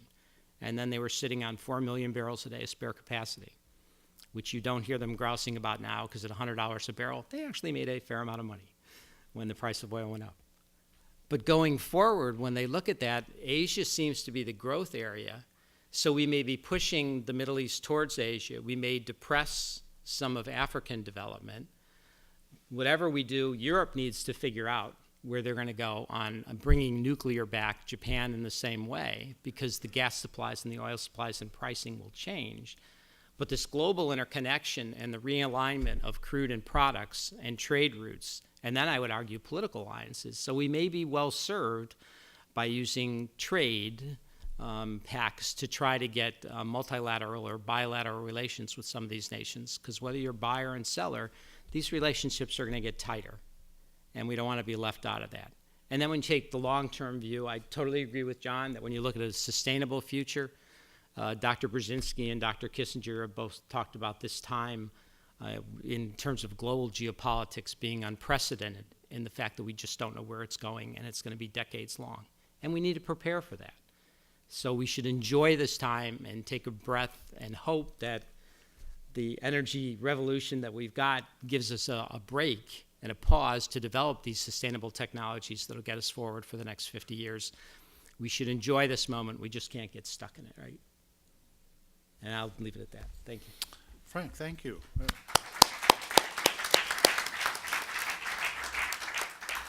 It wasn't my intention to offer a substantive intervention, but because everybody was so good about time, there is just a minute, and I would like to just say a word, if I may.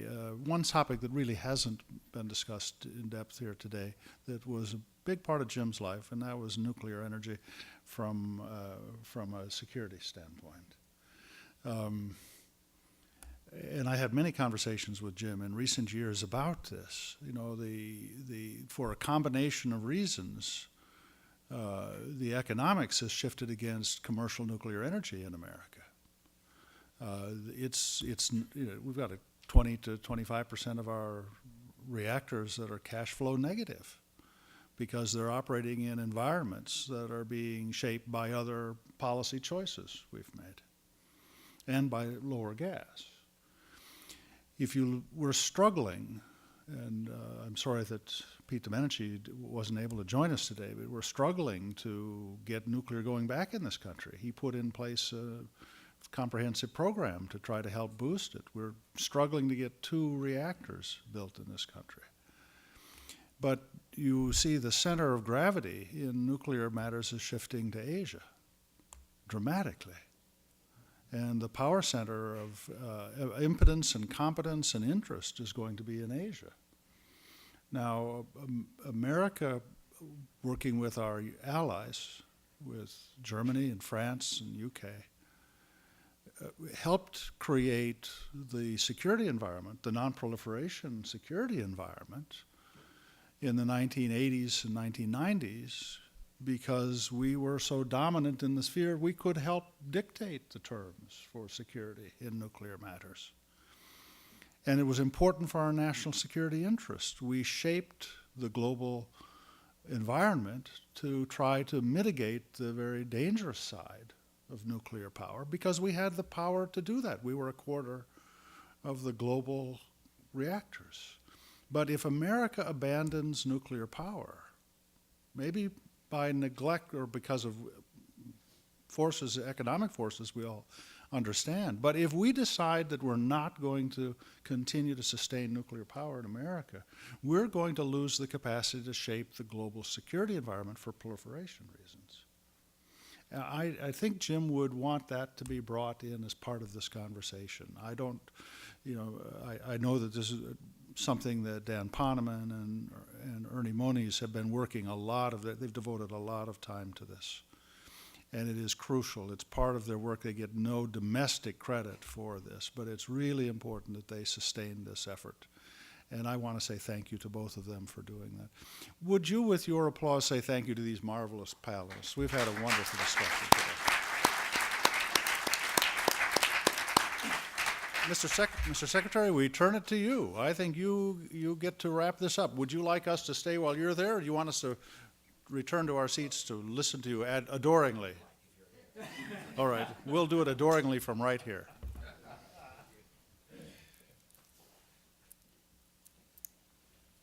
Well, thank you, John, and thank you, John, for the first panel, and all the panelists, obviously. By the way, I think it was never, as I recall, articulated that Frank Verrastro holds the Schlesinger Chair in Energy and Geopolitics at CSIS, so that's another, obviously, appropriate connection there. I don't want to say too much, but start by saying that I have to say this was a hell of a lot more pleasant day than I usually have. It was really, it was a very, very, very interesting policy. And, without overly characterizing the intermediate term, I think we are now again a period of a lot of change. It's driven by very, very different factors. But I think there was a kind of a much more of a relative equilibrium period in between. And so besides having the interest in hearing some of the history, I think it also has some lessons in it in terms of how one tries to negotiate through this kind of period of change and challenge for foreign energy policy. The congressional dynamics are a little bit different today than they were then.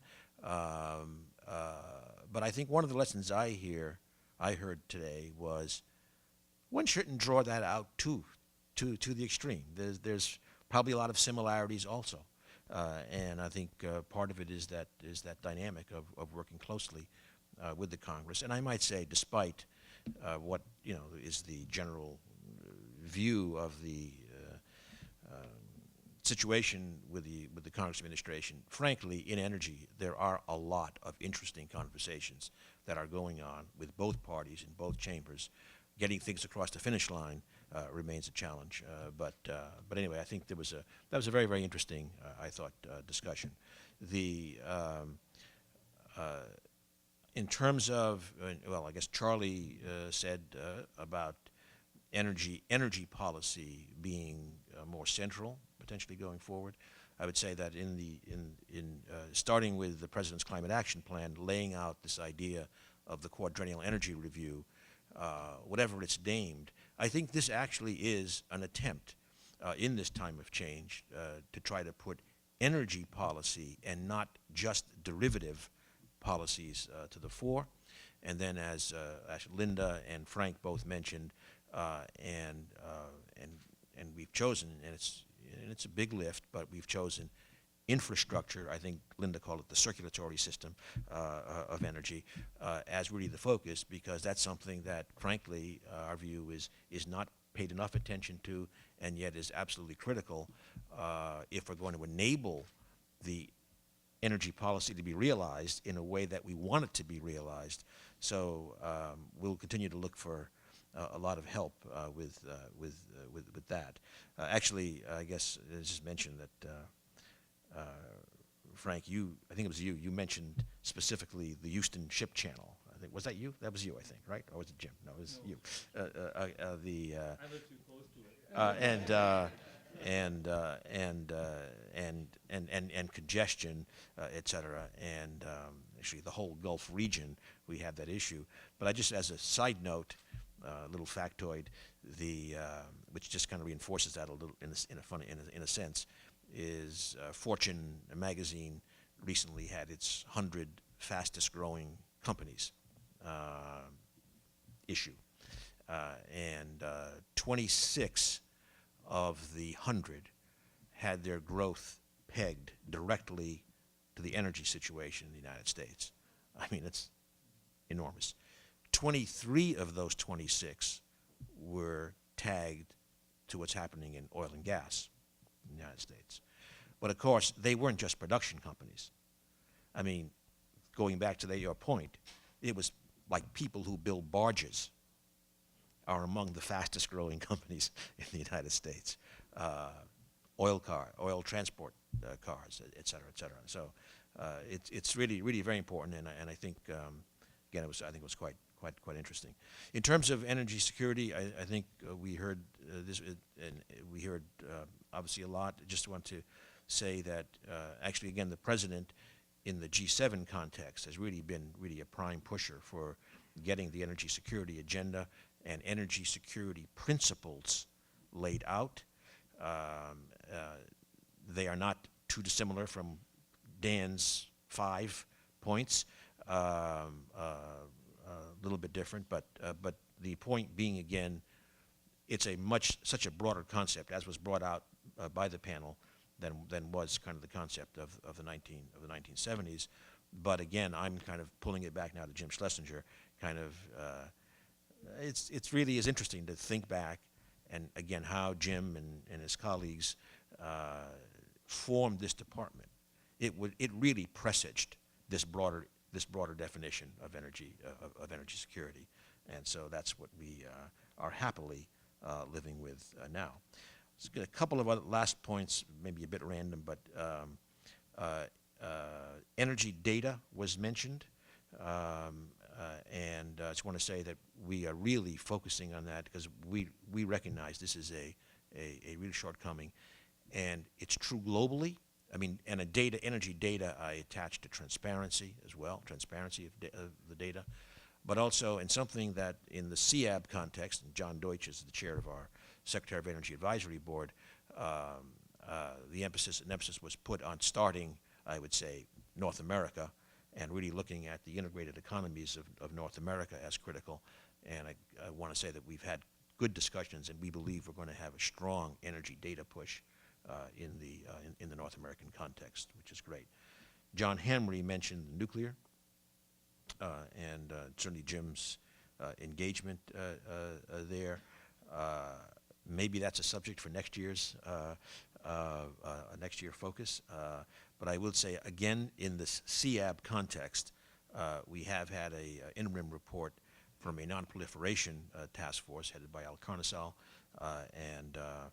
and as a result of that, one of the things that we are right now doing is putting a kind of cross-department nuclear policy council together that integrates everything from the nuclear energy sphere to the non-proliferation and deterrent sphere, because I think you're right, and Jim would have been there, that this is a set of integrated issues to look at.